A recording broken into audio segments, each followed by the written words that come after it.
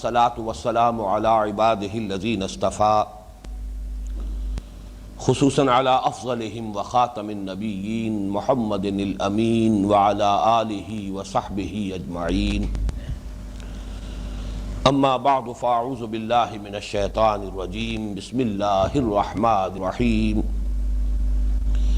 وقالوا لن يدخل الجنة الا من كان هودا او نصارى تلك امانيهم قل هاتوا برهانكم ان كنتم صادقين بلى من اسلم وجهه لله وهو محسن فله اجره عند ربه ولا خوف عليهم ولا هم يحزنون وقالت اليهود ليست النصارى على شيء وقالت النصارى ليست اليهود على شيء وهم يتلون الكتاب كذلك قال الذين لا يعلمون مثل قولهم فالله يحكم بينهم يوم القيامة فيما كانوا فيه يختلفون ومن أظلم ممن منع مساجد الله أن يذكر فيها اسمه وسعى في خرابها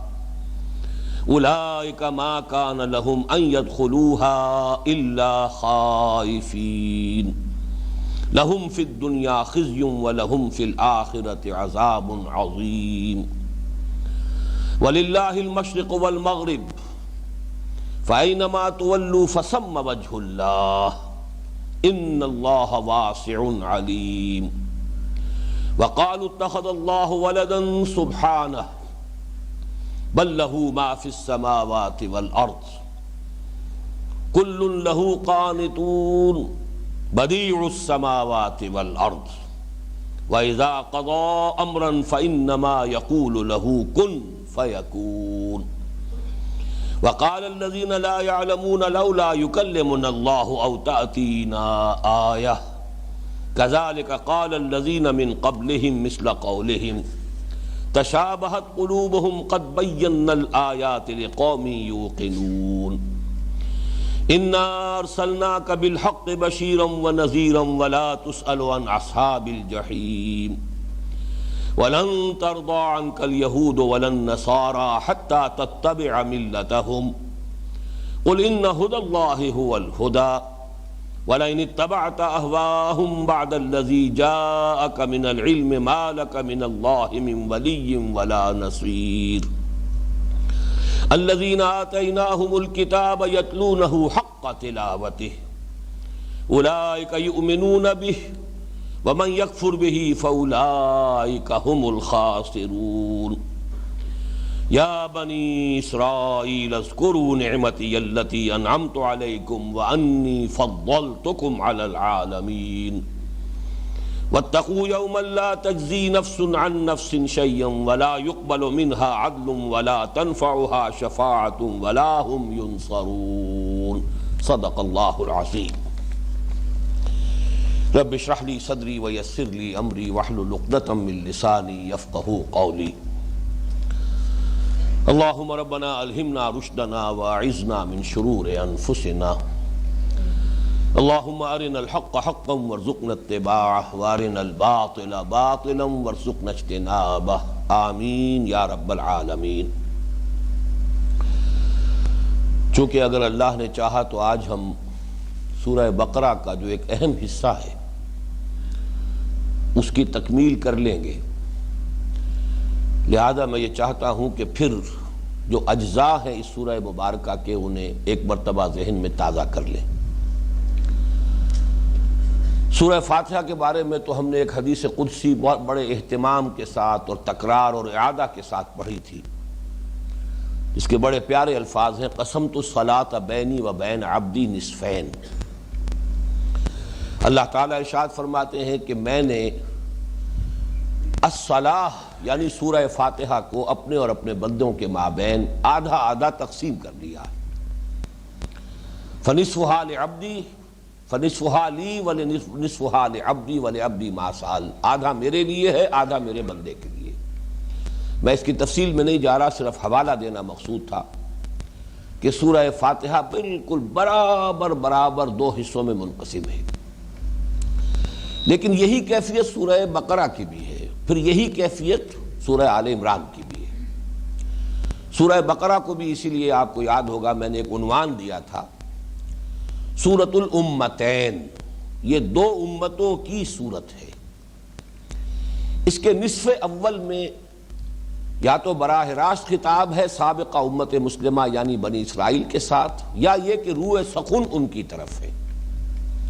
اور نصف ثانی میں خطاب ہے یہ جو نئی امت مسلمہ، نئی امت وجود میں آئی محمد الرسول اللہ صلی اللہ علیہ وسلم کی نبوت اور رسالت کی بنیاد پر۔ تو گویا کہ دو امتوں سے خطاب ہے اس میں، نصف اول میں یا براہ راست خطاب ہے بنی اسرائیل سے سابقہ امت مسلمہ، اور یا روح سخن ادھر ہے، یہ دو چیزیں ذہن میں رکھیے، جبکہ نصف ثانی میں سارا خطاب امت مسلمہ امت محمد سے صلی اللہ علیہ وسلم۔ پہلا حصہ جو ہے وہ 18 رکوعوں پر مشتمل ہے، دوسرا حصہ 22 رکوعوں پر مشتمل ہے، تو تقسیم ان ایکول ہو گئی، لیکن اس کو کمپنسیٹ کر دیتی ہے یہ حقیقت کہ پہلے حصے میں آیات کی تعداد 152 ہے، رکوع 18 آیات 152، دوسرے میں رکوع 22 آیات 134، تو گویا کہ بیلنس ہو جاتا ہے تقریباً برابر یہ دو حصے۔ جہاں تک پہلے حصے کا تعلق ہے، پھر آپ کو یاد ہوگا کہ اس کو میں نے 3 حصوں میں تقسیم کیا، 18 رکوع، 4 پہلے 10 بعد میں، پھر 4 بعد میں، 4 جمع 10 جمع 4۔ پہلے 4 رکوع تمہیدی ہیں، اس کے بعد 10 رکوعوں میں خطاب ہے براہ راست سابقہ امت مسلمہ سے، پھر 4 رکوع تحویلی ہیں۔ تحویل قبلہ اس کا مرکزی مضمون ہے، اور تحویل قبلہ در حقیقت علامت تھی اس کی کہ منصب امامت جو تھا وہ اب اس کی تحویل ہو رہی ہے سابقہ امت مسلمہ کی بجائے اس نئی امت مسلمہ کی جانب۔ اللہ تعالیٰ کی نمائندگی کا منصب اور مقام اس روئے ارضی پر جو 2000 برس تک حاصل رہا سابقہ امت مسلمہ یعنی بنی اسرائیل کو، اب یہ منصب منتقل ہو رہا ہے اس نئی امت مسلمہ یعنی امت محمد کو صلی اللہ علیہ وسلم۔ پہلے جو 4 رکوع تمہیدی ہیں، پھر ان میں 2 رکوع پہلے جو ہیں ان میں 3 قسم کے انسانوں کی تفصیل آئی، صاحب ایمان اور وہ لوگ کہ جو کفر پر اڑ چکے، اور کچھ وہ جو بین تھے۔ تیسرے رکوع میں پھر قرآن مجید کی دعوت کا خلاصہ آیا ہے، یوں سمجھیے کہ پورے بکی قرآن کا خلاصہ جو ہے اس ایک رکوع کے اندر موجود ہے۔ یا ایھا الناس اعبدوا ربکم الذی خلقکم والذین من قبلکم لعلکم تتقون۔ چوتھے رکوع میں قرآن مجید کا بنیادی فلسفہ،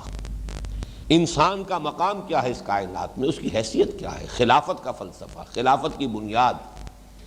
پھر علم انسانی کی 2 اقسام، اہم ترین مسائل ہیں فلسفے کے جو چوتھے رکوع میں آئے، یہ بھی اصل میں مکی قرآن کا خلاصہ ہے، یہ تمہید ہے۔ اس کے بعد 10 رکوع ہیں جو آج ختم ہو رہے ہیں ہمارے اس درس پر انشاءاللہ، جن میں براہ راست خطاب تھا بنی اسرائیل سے۔ اس کی ایک تقسیم ہم نے کی تھی کہ پہلا رکوع جو 7 آیات پر مشتمل ہے وہ ہے دعوت پر مشتمل، یا بنی اسرائیل اذکروا نعمتی التی انعمت علیکم واوفوا بعہدی اوف بعہدکم وایای فارہبون وآمنوا بما انزلت مصدقا لما معکم ولا تکونوا اول کافر بہ ولا تشتروا بآیاتی ثمنا قلیلا وایای فاتقون ولا تلبسوا الحق بالباطل وتکتموا الحق وانتم تعلمون۔ یہ 7 آیات نہایت اہم ہیں، اور کسی بھی سابقہ امت مسلمہ کو تجدید ایمان یا کسی نئی نبوت و رسالت پر ایمان کی دعوت کے ضمن میں ان کی اہمیت بالکل وہی ہے جو سورہ فاتحہ کی 7 آیات کی ہے۔ یہ بمنزلہ فاتحہ ہے کہ کسی سابقہ امت مسلمہ کو اگر خطاب کرنا ہے، ظاہر بات ہے اب اگر خطاب ہوگا تو تجدید ایمان کے لیے ہوگا، کسی نئے ایمان کے لیے نہیں، جبکہ حضور پر صلی اللہ علیہ وسلم انہیں ایمان لانا تھا، ایک نئی نبوت اور رسالت کو تسلیم کرنا تھا۔ اب ظاہر بات ہے کہ جو مسلمان ہیں اب وہ بھی تو مسلمان امت جو ہے عملی اعتبار سے وہیں پہنچ چکی ہے جہاں یہود پہنچے ہوئے تھے۔ ہم ان تمام رکوعوں میں دیکھ چکے ہیں وہی ساری اخلاقی گمراہیاں، وہی اعتقادی گمراہیاں، وہی امانی، وہی من گھڑت عقائد وہ ہمارے ہاں ہیں کہ جو چل رہے ہیں۔ تو اس حوالے سے ان کو دعوت دینی مقصود ہے۔ اس کے ضمن میں 5ویں رکوع کی 7 آیات نہایت اہم ہے کہ ہمیشہ سامنے رہنی چاہیے۔ البتہ اس کے بعد پھر اثر نو خطاب کا صیغہ آیا، یا بنی اسرائیل اذکروا نعمتی التی انعمت علیکم وانی فضلتکم علی العالمین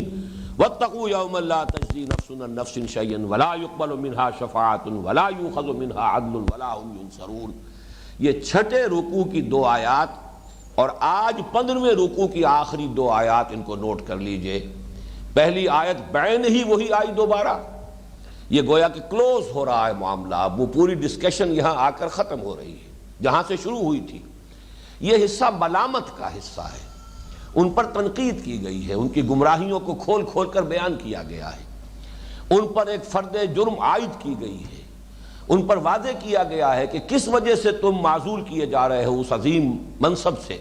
کہ جو تمہارے پاس 2000 برس رہا ہے،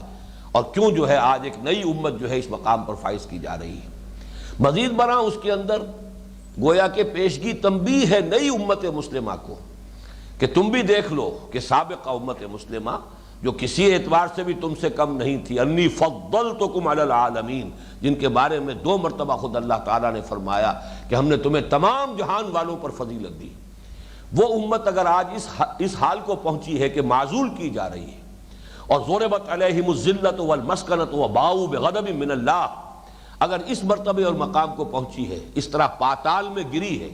تو کن چیزوں کی وجہ سے گری ہے؟ کیا ان کی گمراہیاں تھیں؟ کیا ان کی بدعمالیاں تھیں؟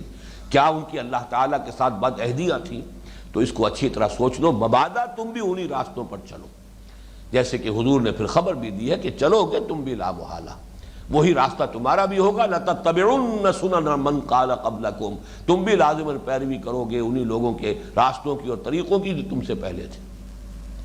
ہاتھ کے ساتھ ہاتھ اور بالشت کے ساتھ بالشت، اسی طرح چلو گے، انہی کے نقش قدم کی تم پیروی کرو گے، یہاں تک کہ اگر ان میں سے کوئی گوہ کے بل میں گھسا تھا تم بھی گھسو گے، ان میں سے کسی نے اگر اپنی ماں کے ساتھ بدکاری کی تھی تم میں بھی کوئی شقی اٹھے گا جو یہ حرکت کرے گا۔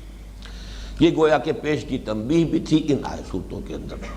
اس میں ایک تقسیم اور آپ کو یاد ہوگا میں نے کرائی تھی کہ یہ جو 9 رکوع تقریباً ہیں کہ جو ملامت کے ہیں، ان میں بھی پہلے 2 میں صرف واقعاتی انداز میں گفتگو ہوئی ہے، ان کی تاریخ، اور وہ بھی ابتدائی دور کی تاریخ کے واقعات۔ البتہ جو بقیہ 7 رکوع تھے ان میں معاملہ جو ہے نہ صرف واقعات کا تذکرہ ہے، حقائق و واقعات، بلکہ یہ کہ تجزیہ، ان کے اعتقادات، ان کے طرز عمل کا تجزیہ کر کے بتایا گیا کہ ان کے ہاں کیا کجی پیدا ہوئی ان کے نظریات میں، ان کے خیالات میں، ان کے عقائد میں۔ اس اعتبار سے وہ نئی امت مسلمہ کے لیے پیشگی تنبیہ ہونے کے اعتبار سے اہم تر ہے۔ اب ایک بات اور صرف نوٹ کر لیجئے کہ اب جب یہ مضمون بدلے گا، اب اس کے بعد وہ تحویلی 4 رکوع شروع ہو رہے ہیں کہ جن میں تحویل قبلہ کا تذکرہ ہوگا۔ اب چونکہ قبلہ ہمیشہ کے لیے خانہ کعبہ معین ہونے والا ہے، خانہ کعبہ کی تاریخ بیان ہوگی، خانہ کعبہ کے معمار ابراہیم اور اسماعیل ہیں علیہ السلام، ان کا تذکرہ ہوگا۔ لہذا یہ جو رکوع آنے والے ہیں یہاں سے اب وہ بقیہ 4 رکوع جو ہیں شروع ہو رہے ہیں کہ جن کو میں نے عنوان دیا وہ تحویلی ہے، تحویل قبلہ، اور یہ تحویل قبلہ علامت ہے تحویل امامت، کہ امامت جو ہے وہ اب منتقل ہو رہی ہے بنی اسرائیل سے، بنی اسماعیل میں سے جو امت اٹھی ہے اب امت محمد صلی اللہ علیہ وسلم، بعد میں اس میں اور لوگ آ گئے، جب تک یہ معاملہ ہوا ابھی صرف بنی اسماعیل ہی کے لوگ اس میں تھے، اب یہ کہ تحویل ہو گئی ہے۔ لیکن یہ کہ جو آخری بات میں نوٹ کرانا چاہتا تھا کہ عموماً ایسا ہوتا ہے کہ جب ایک مضمون بدلتا ہے تو آخر میں آ کر، جیسے ہم دیکھتے ہیں کہ یہ پنجاب کا صوبہ ہے اور یہ جو ہے یہ سرحد ہے، درمیان میں کچھ علاقے ایسے ضرور ہوں گے کہ جہاں کچھ ملی جلی سی تہذیب ہوگی، تو یہ آخری جو حصہ ہے ان 9 رکوعوں کا، ان میں سے آج آپ دیکھیں گے کہ مضامین جو ہے وہ صرف بنی اسرائیل سے متعلق نہیں ہے بلکہ بنی اسماعیل کو بھی یہاں لپیٹ میں لے لیا گیا ہے، تاکہ گویا کہ گانٹھ لگ جائے، گرہ بند جائے کہ اب نیا مضمون جو شروع ہونے والا ہے، بنی اسماعیل کی بنیاد پر جو امت اب وجود میں آئی ہے، تو بنی اسماعیل کے اندر جو خرابیاں پیدا ہوئی تھی اور ان کی جو گمراہیاں تھیں، اور چونکہ خانہ کعبہ کو اب بننا ہے ہمیشہ کے لیے قبلہ اہل توحید کا، لہذا اس کے ضمن میں بنی اسماعیل جو اس وقت قریش مکہ جن کو کہ ان کی سیادت حاصل تھی، جس طرح وہ اس پر مسلط تھے اور جس طرح اہل ایمان کو وہاں سے انہوں نے نکلنے پر مجبور کر دیا تھا، تو اس کا کچھ تذکرہ بھی یہاں ہو رہا ہے، اگرچہ روئے سخن یہاں بھی ابھی بنی اسرائیل ہی کی طرف ہے، جب تک کہ وہ بریکٹ ختم نہیں ہوتی. اور بریکٹ کا لفظ جو ہے میں آج اس کو میں نے استعمال نہیں کیا، اس لیے کہ وہ 2 آیتیں کہ جو چھٹے رکوع کے شروع میں آئیں اور 2 آیتیں کہ جو 15ویں رکوع کے شروع میں آ رہی ہیں، ان میں آپ نے دیکھا کہ ایک ایک آیت تو بعین ہی وہی ہے. یا بنی اسرائیل اذکروا نعمتی التی انعمت علیکم وانی فضلتکم علی العالمین. دوسری آیت میں تھوڑا سا خم دے دیا گیا ہے، اور وہ اس طریقے سے واتقوا یوما لا تجزی نفس عن نفس شیئا ولا يقبل منها شفاعۃ ولا يؤخذ منها عدل ولا هم ينصرون. یہاں تھوڑی سی ترتیب بدل دی، واتقوا یوما لا تجزی نفس عن نفس شیئا ولا يقبل منها عدل ولا تنفعها شفاعۃ ولا هم ينصرون. تو گویا کہ بریکٹس جو ہے جس طریقے سے ذرا رخ جو ہے شروع ہوتی ہے تو رخ ادھر ہے، ختم ہوتی ہے تو رخ جو ہے وہ دوسری طرف ہو جائے گا. اس طور سے بڑی خوبصورت یہ تشبیہ ہے، اس کو ذہن میں رکھیں گے تو یہ گویا کہ 9 رکوع یہ 2 بریکٹوں کے مابین ایک مضمون ہے. اس سے باہر 5ویں رکوع کی 7 آیات وہ در حقیقت دعوت پر مشتمل ہونے کے اعتبار سے اگرچہ ہے خطاب بسابقہ امت مسلمہ، لیکن یہ کہ اس کا رنگ بالکل علیحدہ ہے. اب آئیے بس اس تمہید کے بعد ہم انشاءاللہ تعالی تیزی کے ساتھ ان آیات کا مطالعہ کر لیں گے. وَقَالُوا لَن يَدْخُلَ الْجَنَّةَ إِلَّا مَنْ كَانَ هُودًا أَوْ نَصَارَىٰ. اور یہ کہتے ہیں یا انہوں نے کہا نہیں داخل ہو سکتا ہرگز جنت میں مگر صرف وہی کہ جو یا یہودی ہے یا نصرانی ہے. یہاں ذرا اختلاف ہے کہ یہ قالو سے مراد کیا ہے. آیا یہ ان دونوں کا مشترک قول ہے یا یہ کہ قالو میں ایک قائل ہے یہود کے وہ کہتے ہیں کہ جنت میں داخل نہیں ہو سکتا مگر صرف یہودی، اور دوسرا قول ہے نصارہ کا کہ جنت میں نہیں داخل ہو سکتا مگر صرف نصرانی یا عیسائی. یہ دونوں امکانات یہاں موجود ہیں. یہ بھی ہو سکتا ہے کہ دونوں کے علیحدہ علیحدہ قول یہاں پر نقل کیے گئے ہوں، لیکن ان کو بیان ایسے کر دیا گیا گویا کہ یہ ان کا اجتماعی قول ہے. اور یہ بھی ہو سکتا ہے، اور یہ بات زیادہ قرین قیاس ہے، کہ در حقیقت مسلمانوں کی مخالفت میں ان کا گٹھ جوڑ، اگرچہ آگے چل کر وہ آیت آ رہی ہے کہ ایک دوسرے کی نفی جب کرتے ہیں تو صاف کہتے ہیں قالت الیہود لیست النصارى علی شیء وقالت النصارى لیست الیہود علی شیء. یہود کہتے ہیں نصارہ کی کوئی بنیاد نہیں، کوئی جڑ نہیں، کوئی حیثیت نہیں، بے بنیاد ہے ان کا دین، ان کی ملت، ان کی حیثیت. اور نصرانی کہتے ہیں کہ یہود کسی بنیاد پر نہیں، ان کی کوئی جڑ بنیاد نہیں. لیکن یہ کہ مسلمانوں کی مخالفت میں آ کر ان کا اس طرح کا گٹھ جوڑ ہو گیا ہے کہ یہ گویا کہ اب آپس میں ایک متحدہ بحث بنا کر کہہ رہے ہیں وَقَالُوا لَن يَدْخُلَ الْجَنَّةَ إِلَّا مَنْ كَانَ هُودًا أَوْ نَصَارَىٰ. جنت میں تو داخل ہو ہی نہیں سکتا کوئی مگر وہ کہ جو یا یہودی ہو اور یا نصرانی ہو. یہاں اب اس پر تبصرہ کیا گیا تِلْكَ أَمَانِيُّهُمْ. یہ لفظ اس سے پہلے بھی اس سلسلہ کلام میں آ چکا ہے. امانی امنیہ کی جمع ہے. امنیہ یہ ہمارے جو اردو میں لفظ تمنا استعمال ہوتا ہے، تمنا در حقیقت اسی مادے سے یہ لفظ ہے جسے کہا جائے گا وشفل تھنکنگ، من گھڑت خیالات. انسان کبھی کبھی اپنی خواہش کو عقیدے کا رنگ دے لیتا ہے، چاہتا ہے کہ ایسا ہو لیکن آٹو سجیشن کے ساتھ وہ سمجھتا ہے کہ ایسا ہے. حقیقت میں وہ اس کی آرزو یا خواہش ہوتی ہے، لیکن اسی کو سائیکالوجی میں آٹو سجیشن کہا جاتا ہے. جب آپ اپنی ایک آرزو کو اس طریقے سے پکاتے رہیں گے اور بار بار دہراتے رہیں گے، تکرار کرتے رہیں گے، تو خود آپ اپنے آپ کو دھوکہ دینے میں کامیاب ہو جائیں گے کہ ایسا ہونا چاہیے نہیں بلکہ ایسا ہے فی الواقع.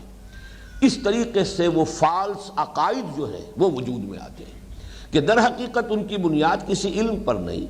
بلکہ در حقیقت ان کی بنیاد جو ہے وہ ان کی خواہشات پر ہے، وشفل تھنکنگ پر ہے. تِلْكَ أَمَانِيُّهُمْ قُلْ هَاتُوا بُرْهَانَكُمْ إِن كُنتُمْ صَادِقِينَ. کہیے اے نبی ان سے لاؤ دلیل تمہاری، کوئی دلیل ہے اگر تم سچے ہو تو دلیل لاؤ، اپنی کتابوں سے دلیل لاؤ. قرآن کا یہ چیلنج جو ہے بہت ہی اہم ہے کہ خود اپنی کتابوں سے کوئی دلیل پیش کر دو. یہ اس قدر تمہارا کیٹیگوریکل سٹیٹمنٹ جو ہے کہ جنت میں تو کوئی داخل ہو ہی نہیں سکتا. حالانکہ دیکھیے اس قدر نامعقول بات ہے کہ یہودیت اور نصرانیت سے پہلے ابراہیم علیہ السلام جو دونوں کے نزدیک محترم ہے، جیسے کہ آگے چل کر آپ دیکھیں گے اسی سورہ بقرہ میں آئے گا کہ غور کرو کیا ابراہیم یہودی تھے یا نصرانی تھے، کیا تھے؟ ماں کانا، اگلی صورت میں سورہ آل عمران میں ماں کانا ابراہیم و یہودی ولا نصرانی. اگر تو تم نے یہی سمجھا ہے کہ جنت میں داخلہ جو ہے وہ گویا کہ یہودیوں اور نصرانیوں ہی کے لیے بس خاص ہے، تو پھر حضرت ابراہیم کے بارے میں کیا کہو گے، یا ان سے پہلے کے انبیاء کے بارے میں کیا کہو گے؟ تو در حقیقت یہ تمہاری بالکل بے بنیاد پادر ہوا قسم کے خیالات ہیں، تمہاری وشفل تھنکنگ ہے جس سے تم نے عقائد کا رنگ دے دیا ہے۔ قُلْ هَاتُوا بُرْهَانَكُمْ إِن كُنتُمْ صَادِقِينَ، بلا۔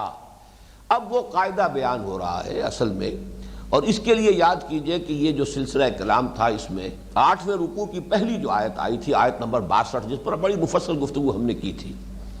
ان الذین آمنوا والذین ہادوا والنصارى والصابئین من آمن باللہ والیوم الآخر وعمل صالحا فلہم اجرہم عند ربہم ولا خوف علیہم ولا ہم یحزنون۔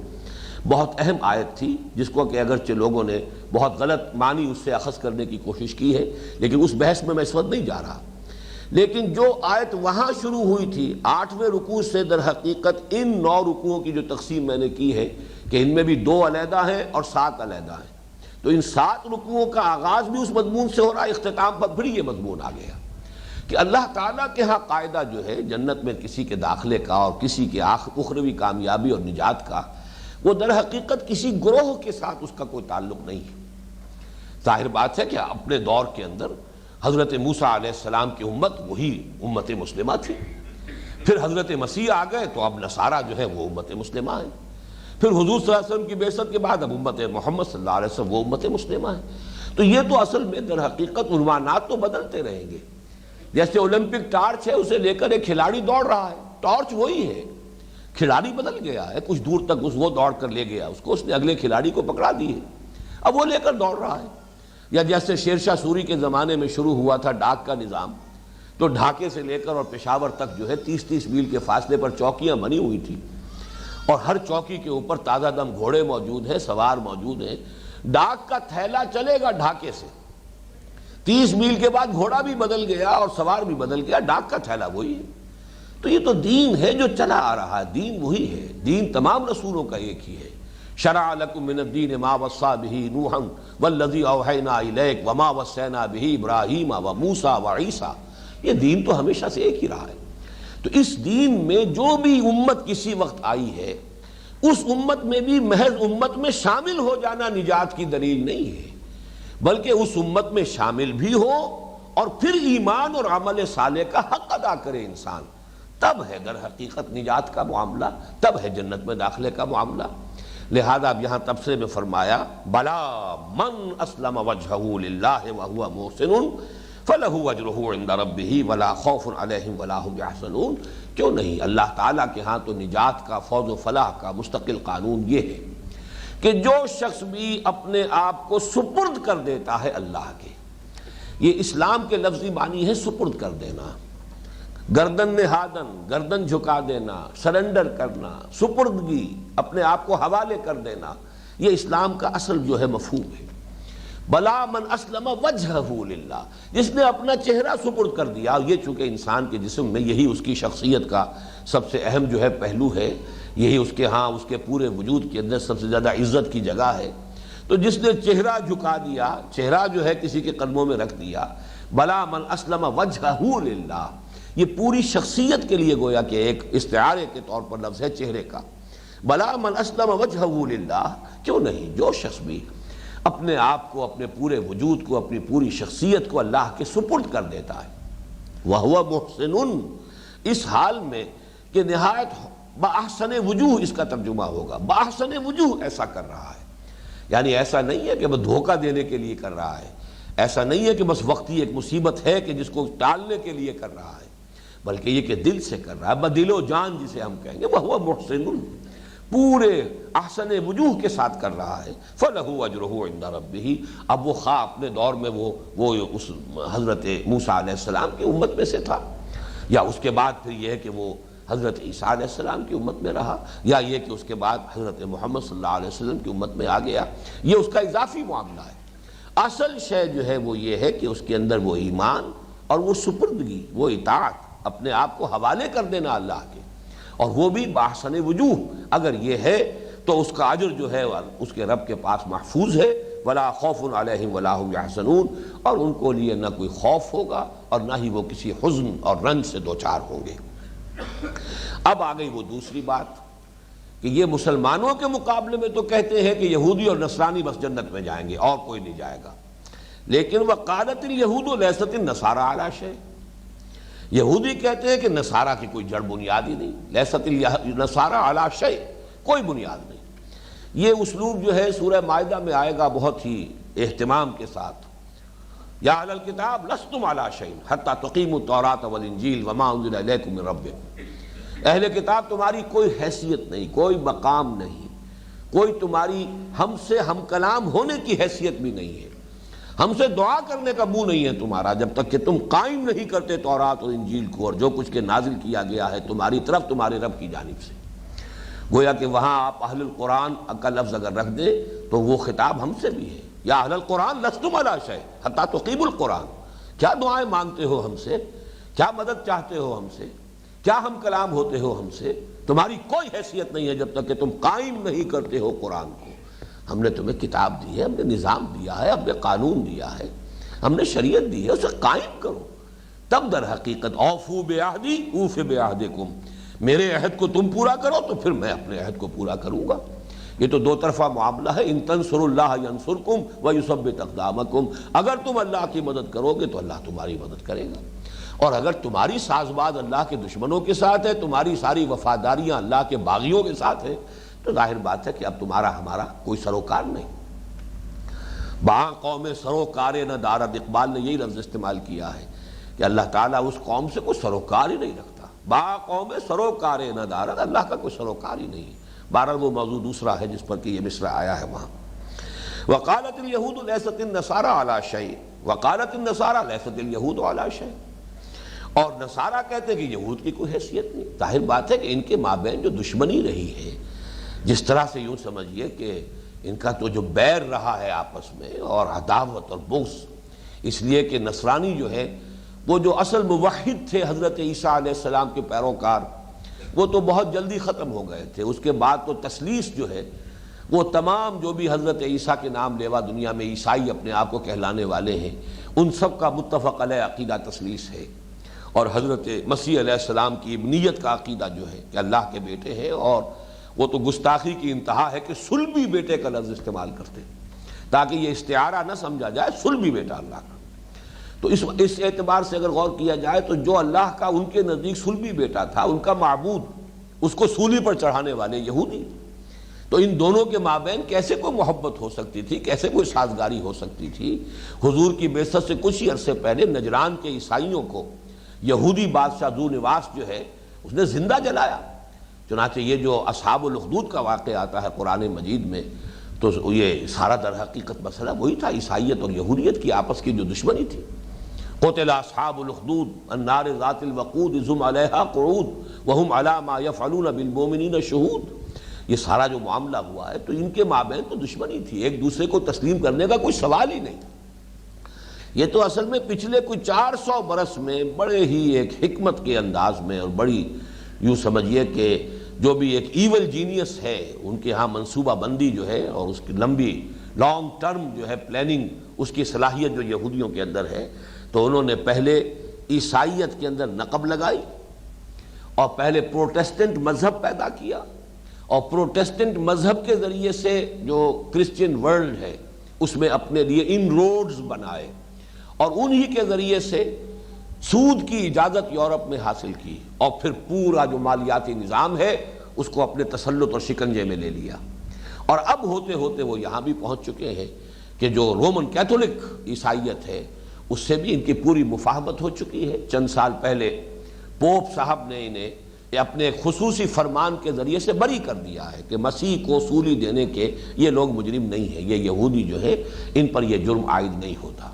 گویا کہ اس سے وہ بری کر دیے گئے۔ اور اب جو ہے ویٹیکان نے تسلیم کر لیا ہے اسرائیل کو،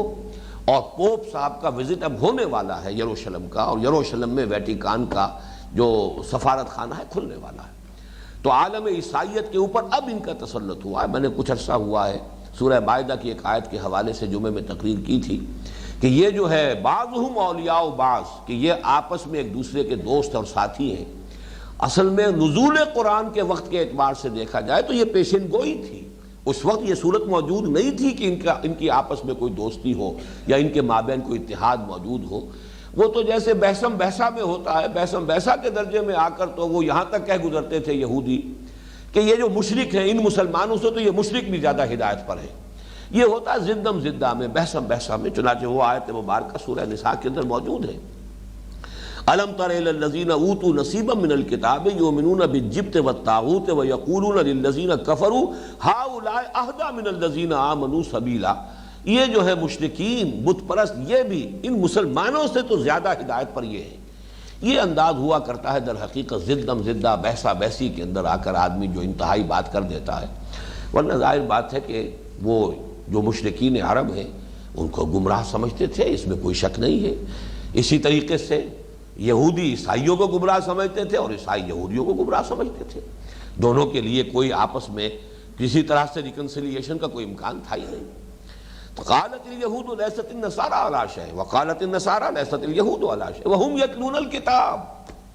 یہ جملہ یہاں بڑا عجیب ہے، درحال ہے کہ وہ دونوں ایک ہی کتاب پڑھتے ہیں۔ یعنی اولڈ ٹیسٹمنٹ آج بھی عیسائیوں کے لیے کے نزدیک بھی تو وہ ان کی متفق علیہ کتاب ہے۔ یعنی یہ شاید دنیا میں اور کہیں نہ ہو کہ کوئی ایک مذہب ایسے بھی ہو کہ جو اس طرح ایک دوسرے کے دشمن رہے ہو، ان کے مابین اس طرح کا بیر رہا ہو ایک دوسرے کے ساتھ،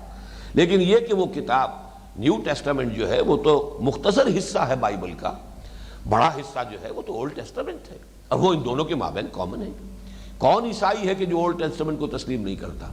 وہ سارے صحیفے انبیاء کے وہ تسلیم کرتے ہیں۔ 5 کتابیں جو ابتدائی ہیں جن کو وہ کہتے ہیں کہ یہ 5 بکس جو ہیں یہ تورات کی اصل کتابیں ہیں، تو وہ سب یہ ان کے درمیان مشترک ہے۔ وہم یتلون الکتاب، اور حالانکہ وہ کتاب پڑھتے ہیں، دونوں ایک ہی کتاب کے ماننے والے ہیں، ایک ہی کتاب کے پیروکار ہیں، ایک ہی کتاب کو تسلیم کرتے ہیں۔ کذالک قال الذین لا یعلمون مثل قولہم، اسی طرح کی بات کہی تھی ان لوگوں نے بھی کہ جن کے پاس کوئی علم ہے ہی نہیں۔ یہ علم نہ ہونا مراد کیا ہے؟ یعنی جو مشرکین عرب تھے کہ ان کے پاس تو کتاب تو ہے، تورات تو ہے ان کے پاس، اولڈ ٹیسٹمنٹ تو ہے جس پر یہ متفق ہے،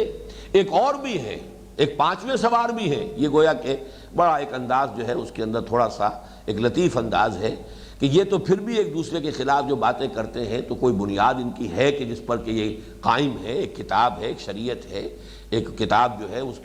اس کو یہ مانتے ہیں کہ یہ اللہ تعالیٰ کی طرف سے انہیں عطا ہوئی ہے۔ لیکن ایک اور بھی طبقہ ہے جن کے پاس کوئی کتاب نہیں، کوئی صحیفہ نہیں، کوئی شریعت نہیں، کچھ نہیں۔ کذالک قال الذین لا یعلمون مثل قولہم، وہ بھی انہی کی سی باتیں کرتے ہیں۔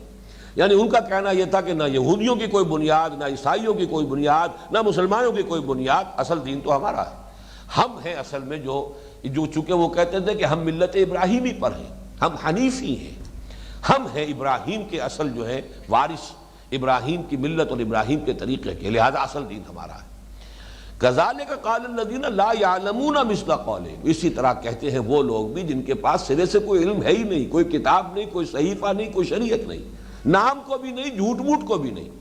وہ بھی کہتے ہیں اسی طرح کی بات۔ فاللہ یحکم بینہم یوم القیامۃ فیما کانوا فیہ یختلفون، تو اب اللہ تعالیٰ ہی فیصلہ کرے گا ان کے مابین قیامت کے دن ان تمام چیزوں میں جن میں یہ اختلاف کرتے رہے تھے۔ یعنی یہ کہ اس کے لیے اللہ تعالیٰ نے قیامت کا دن رکھا ہوا ہے۔ دنیا جو ہے یہ دارالامتحان ہے، یہاں جو کوئی جو کچھ کر رہا ہے، جو جس کا چوائس ہے کرے، اللہ تعالیٰ کی طرف سے اسے آزادی دی جاتی ہے، کرے اپنے حق میں جو چاہے بولے، کانٹے بولے، یا اپنے لیے کوئی گل و گلزار کا اہتمام کر لے اخروی زندگی کے لیے۔ بہرحال یہاں کی تو جو بھی ہے جس طرح چاہے وہ دھوکہ اپنے آپ کو دے اور دھوکہ دوسروں کو دیتا رہے، لیکن بہرحال فیصلے کا دن ایک آ کر رہے گا۔ فاللہ یحکم بینہم یوم القیامۃ فیما کانوا فیہ یختلفون، اسی کو کہا گیا ہے قرآن مجید میں دوسرے مقام پر، کل حزب بما لدیہم فرحون، ہر گروہ، ہر جماعت، ہر مذہب کے لوگ جو کچھ ان کے پاس ہے بس اس پر اترا رہے ہیں اور اسی پر نازاں ہیں، اسی پر شاداں و فرحاں ہیں، اسی کو اپنے لیے کافی سمجھ کر بیٹھے ہوئے ہیں۔ یعنی یہ کہ تقلیدی ذہن لے کر لوگوں کی عظیم اکثریت زندگی گزار دیتی ہے، کوئی تحقیقی انداز میں جاننے کی کوشش کرنے والے کہ اصل حق کیا ہے بہت کم ہوتے ہیں۔ اب وہ سلسلہ شروع ہو رہا ہے جو میں نے عرض کیا تھا کہ یہ پنجاب اور سرحد کے مابین جو ایک تہذیب آ جاتی ہے، یہ ہمارا جو کیمل پور کا ضلع ہے اور ادھر سے ہزارہ یہ دونوں جو ہے کچھ ملے جلے ہیں۔ اسی طریقے سے اب یہاں تذکرہ کچھ ان کا شروع ہو رہا ہے کہ جو اصل میں مکے کے لوگ، خاص طور پر قریش، اگرچہ عمومی انداز میں باتیں آئیں گی لیکن اس میں روئے سخن آپ دیکھیں گے اب رفتہ رفتہ ادھر ہو رہا ہے، بات کا جو ہے رخ ادھر جا رہا ہے، اس لیے کہ اب خانہ کعبہ کی بات ہونی ہے، حضرت ابراہیم کی بات ہونی ہے، پھر اس کے قبلہ بنائے جانے کی بات ہونی ہے، لہذا اب یہاں سے شروع کیا گیا وَمَنْ أَظْلَمُ مِمَّنْ مَنَعَ مَسَاجِدَ اللَّهِ أَنْ يُذْكَرَ فِيهَا اسْمُهُ وَسَعَى فِي خَرَابِهَا۔ وَمَنْ أَظْلَمُ، اور کون ہوگا زیادہ ظالم، زیادہ بڑا ظالم اس شخص کے مقابلے میں یا ان لوگوں کے مقابلے میں، یہ من واحد کے لیے بھی آتا ہے، جمع کے لیے بھی، مِمَّنْ مَنَعَ مَسَاجِدَ اللَّهِ، جنہوں نے محروم کر دیا اللہ کی مسجدوں کو، أَنْ يُذْكَرَ فِيهَا اسْمُهُ، کہ اس میں ذکر کیا جائے، نام لیا جائے اس کا، اس کے نام کا ذکر کیا جائے، وَسَعَى فِي خَرَابِهَا، اور اس کی بربادی اور اس کی ویرانی کے لیے جنہوں نے سعی و جہد کی۔ اب یہ یوں سمجھیے کہ ایک جنرل سٹیٹمنٹ ہے، ظاہر بات ہے اللہ کی مسجدیں جو تعبیر کی گئیں اللہ کی عبادت کے لیے، کہ اللہ کا نام لیا جائے، تسبیح و تحلیل ہو اس میں، رکوع و سجود کے لیے بنائی گئی ہیں۔ اب ظاہر بات ہے کہ وہاں کوئی شخص آڑے آ جائے، لوگوں کو وہاں عبادت کرنے سے روکے، اب لوگوں کو روک رہا ہے، گویا کہ مسجدوں کو محروم کر رہا ہے اس سے کہ انہیں آباد کیا جائے۔ وہ مسجدوں کی آباد کاری ہے کہ وہاں پر اللہ کے نام لیا جا رہا ہو، تحلیل اور تکبیر اور تسبیح ہو رہی ہو، تو گویا کہ بڑا ظلم ڈھا رہا ہے اللہ کی مسجدوں کے اوپر کہ وہاں جو ہے ذکر الہی کے آڑے آ رہا ہو، یا یہ کہ اس کو اس کی تخریب کے در پہ ہو، اس کی بربادی، یا یہ کہ اس کی ویرانی کے در پہ ہو، تو اس سے بڑھ کر ظالم اور کون ہوگا۔ لیکن یہاں یہ کہ اصل میں اس سے مراد کیا ہے، بعض مفسرین نے، بلکہ اکثر میں کہوں گا کہ انہوں نے اسے عام ہی لیا ہے اور پوری تاریخ بیان کی ہے کہ دنیا میں یہ ہوتا آیا ہے۔ جیسے آپ کو معلوم ہے کہ خانہ کعبہ کو گرانے کے لیے ابرہہ، حالانکہ وہ عیسائی تھا، عیسائی آیا تھا، وہ فوج لے کر اور ہاتھی لے کر کے خانہ کعبہ کو گرا دے، وہ تو اللہ تعالیٰ نے ایک خصوصی اپنی جو ہے اپنی قدرت کے ظہور کے ذریعے سے خانہ کعبہ کا اس وقت حفاظت کیا ہے۔ اسی طریقے سے 2 مرتبہ بیت المقدس جو ہے وہ گرایا گیا، اور وہ تو اس طرح گرایا گیا، بے حرمتی کی گئی، اس کو بالکل زمین بوس کیا گیا۔ ہیکل سلیمانی جو ہے، حضرت سلیمان نے جو عبادت گاہ بنائی تھی، چاہے اس کے لیے لفظ ٹیمپل استعمال ہوتا ہے لیکن حقیقت میں تو حضرت سلیمان اللہ کے نبی تھے، رسول تھے، انہوں نے عبادت گاہ بنائی تھی، وہ بھی مسجد ہی تھی، نام چاہے اس کے کوئی بھی لے لیے جائیں، لیکن یہ کہ در حقیقت ان کا بنایا ہوا جو بھی معبد تھا، عبادت گاہ تھی، وہ مسجد کے حکم میں تھی۔ اسے پہلے نیبوکڈنیزر نے گرایا ہے، اور اس کے بعد جو ہے پھر ٹائٹس نے گرایا ہے۔ اور اگرچہ ٹائٹس جو ہے وہ رومن، وہ اس وقت تک مشرک تھے، بت پرست تھے، لیکن یہ ہے کہ بعض لوگ کہتے ہیں کہ اس وقت انہیں تائید حاصل تھی ٹائٹس کو حضرت مسیح علیہ السلام کے جو ماننے والے تھے ان کی، اگرچہ میرا ذہن اس قول کو تسلیم نہیں کرتا ہے، لیکن یہ کہ بعض حضرات نے لکھا ہے تو میں وہ بیان کر دیتا ہوں کہ چونکہ یہودیوں سے انہیں دشمنی ہو چکی تھی، یہودیوں نے ان کے خیال میں، ان کے عقیدے کے مطابق حضرت مسیح کو صلیب پر چڑھایا تھا، لہذا گویا کہ یروشلم کو ان کا معبد قرار دیتے ہوئے اگر ٹائٹس نے اسے منہدم کیا ہے تو اس میں کچھ سپورٹ ان لوگوں کے قول کے مطابق حضرت عیسیٰ علیہ السلام کے ماننے والوں کی بھی اسے حاصل تھی۔ میں پھر عرض کر رہا ہوں کہ مجھے اس قول کے اور اس رائے کے تسلیم کرنے میں تأمل ہے، اس لیے کہ ایک تو ابھی حضرت مسیح علیہ السلام کے رفع سماوی کو کل 40 برس گزرے تھے، ابھی حضرت مسیح علیہ السلام کے پیرو جو ہے وہ بالکل صحیح عقائد کے اوپر تھے، ابھی ان کے ہاں وہ پول کے جو غلط عقائد ہیں ابھی ان کے اندر اس طور سے شائع ہوئے ہی نہیں تھے۔ اس حوالے سے یہ بات ذہن تسلیم نہیں کرتی، غالباً ہمارے ہاں کے بعض مفسرین نے وہ قلت تدبر کے ساتھ یہ بات لکھ دی ہے، لیکن میرے نزدیک اصل میں یہاں پر اس کے عموم کی طرف جانا ہی صحیح نہیں ہے۔ یہ ایک سلسلہ کلام ہے، بات اب جا رہی ہے خانہ کعبہ کی طرف۔ اصل میں اس آیت مبارکہ کے ذریعے سے اشارہ کیا جا رہا ہے قریش کی طرف، یہ ہے یوزرپرز، یہ ہے غاصب، یہ ہے کہ جنہوں نے خانہ کعبہ کی حرمت کو بٹا لگایا ہوا ہے، کہ جنہوں نے توحید کے اس مرکز کو اس وقت شرک کا اڈا بنا دیا ہے، جو اللہ تعالیٰ کی عبادت کے لیے حضرت ابراہیم اور حضرت اسماعیل نے جو گھر تعمیر کیا تھا، دنیا کے بت قدوں میں پہلا وہ گھر خدا کا، ہم اس کے پاسباں ہیں، وہ پاسباں ہمارا، 360 بت لا کر رکھ دیے،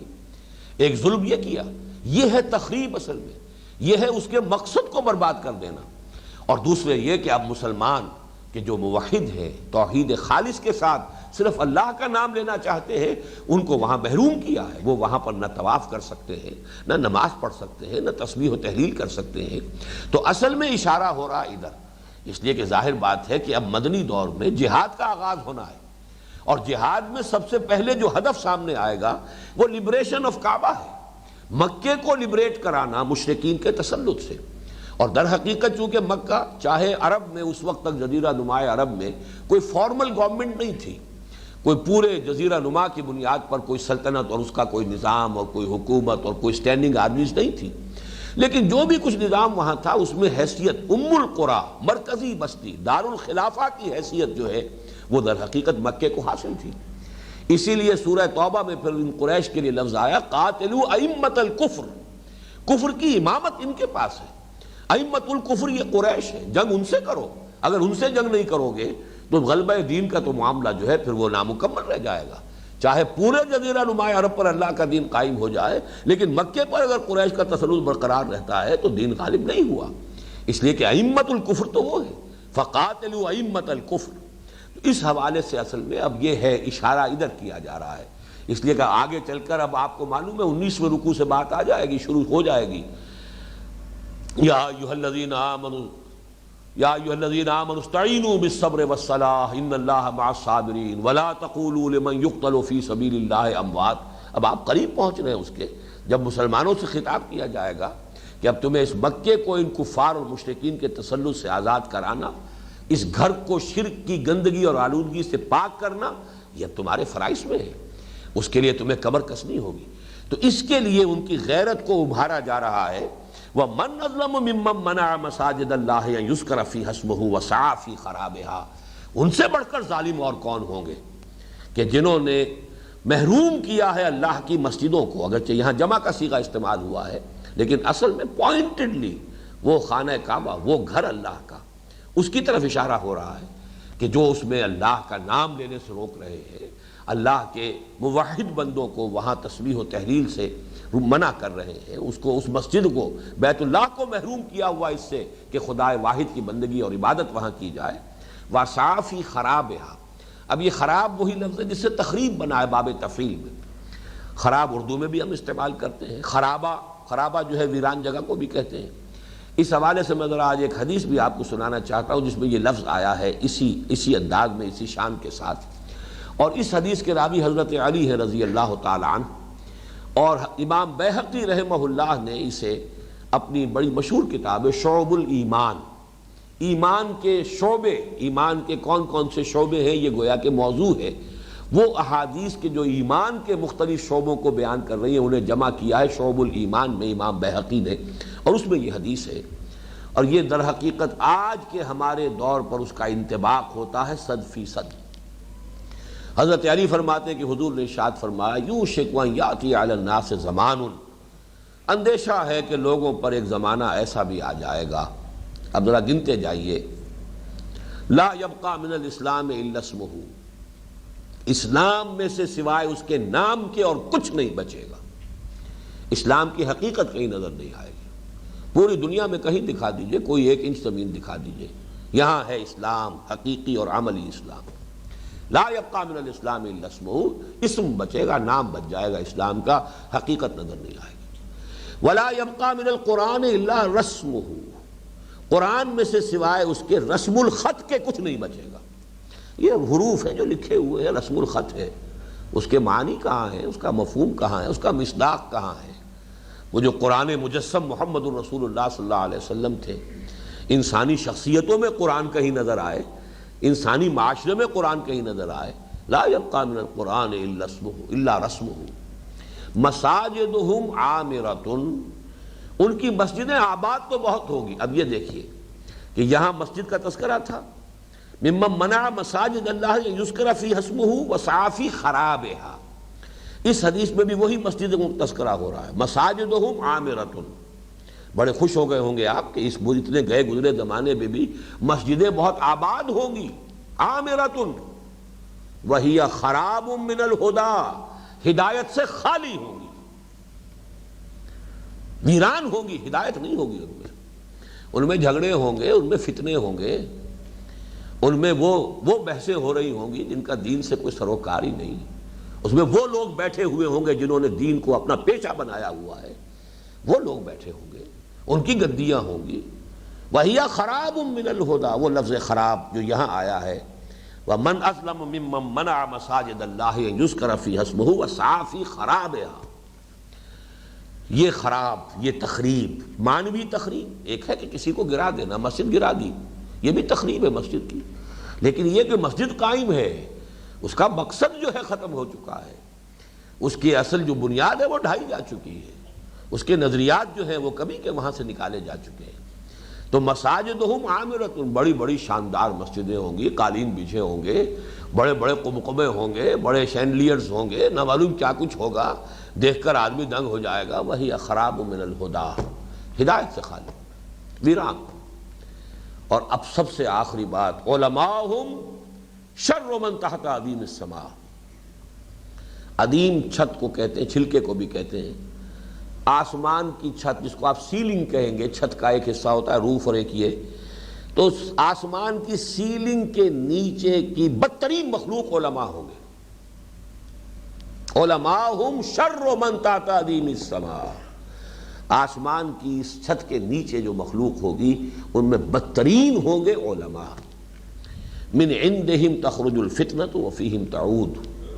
ان کے پاس ہی سے فتنے برآمد ہوں گے، انہی میں گھس جائیں گے، فتنے پیدا کرنے کے سوا ان کا دھندا ہی کوئی نہیں ہوگا، ان کا مشغلہ ہوگا تو فتنے پیدا کرنا ہوگا، اس کے سوا کچھ نہیں، انہی میں سے نکلیں گے، انہی میں گھس جائیں گے، ان کا اوڑھنا بچھونا فتنے بنانا، فتنے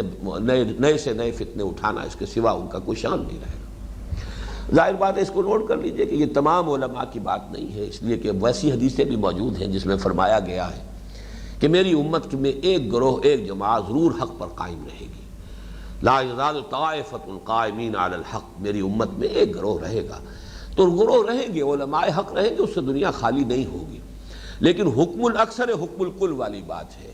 کہ جو اکثریت کی بات ہوتی ہے اسی کو آپ ایک قاعدہ کلیہ کی حیثیت سے بیان کرتے ہیں۔ تو یہاں اس حدیث میں یہ حکم الاکثر حکم الکل کے عنوان سے یہ بات کہی گئی ہے، علماءہم شر من تحت عدیم السماء من عندہم تخرج الفتنۃ وفیہم تعود۔ یہ امام بیہقی نے اس کو روایت کیا، شعب الایمان نے،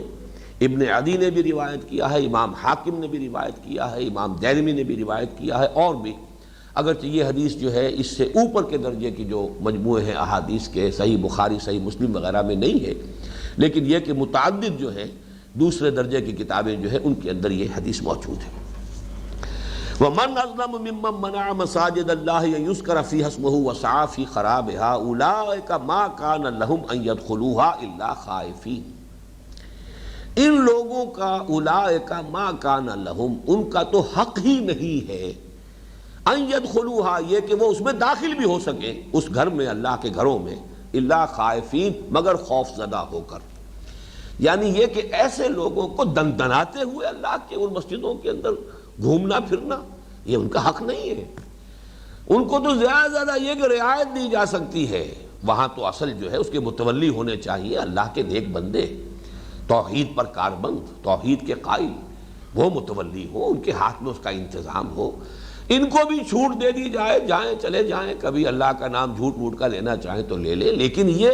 کہ متولی وہ بن گئے ہو، تسلط ان کا ہو، اقتدار ان کا ہو، انتظام ان کا ہو، محتمم وہ بنے ہوئے ہو، تو یہ ظاہر ہے کہ یہ تو کسی صورت میں بھی یہ بات قابل قبول نہیں، ان کا نہیں ہے حق، مگر یہ کہ داخل بھی ہو تو خوف زدہ ہو کر۔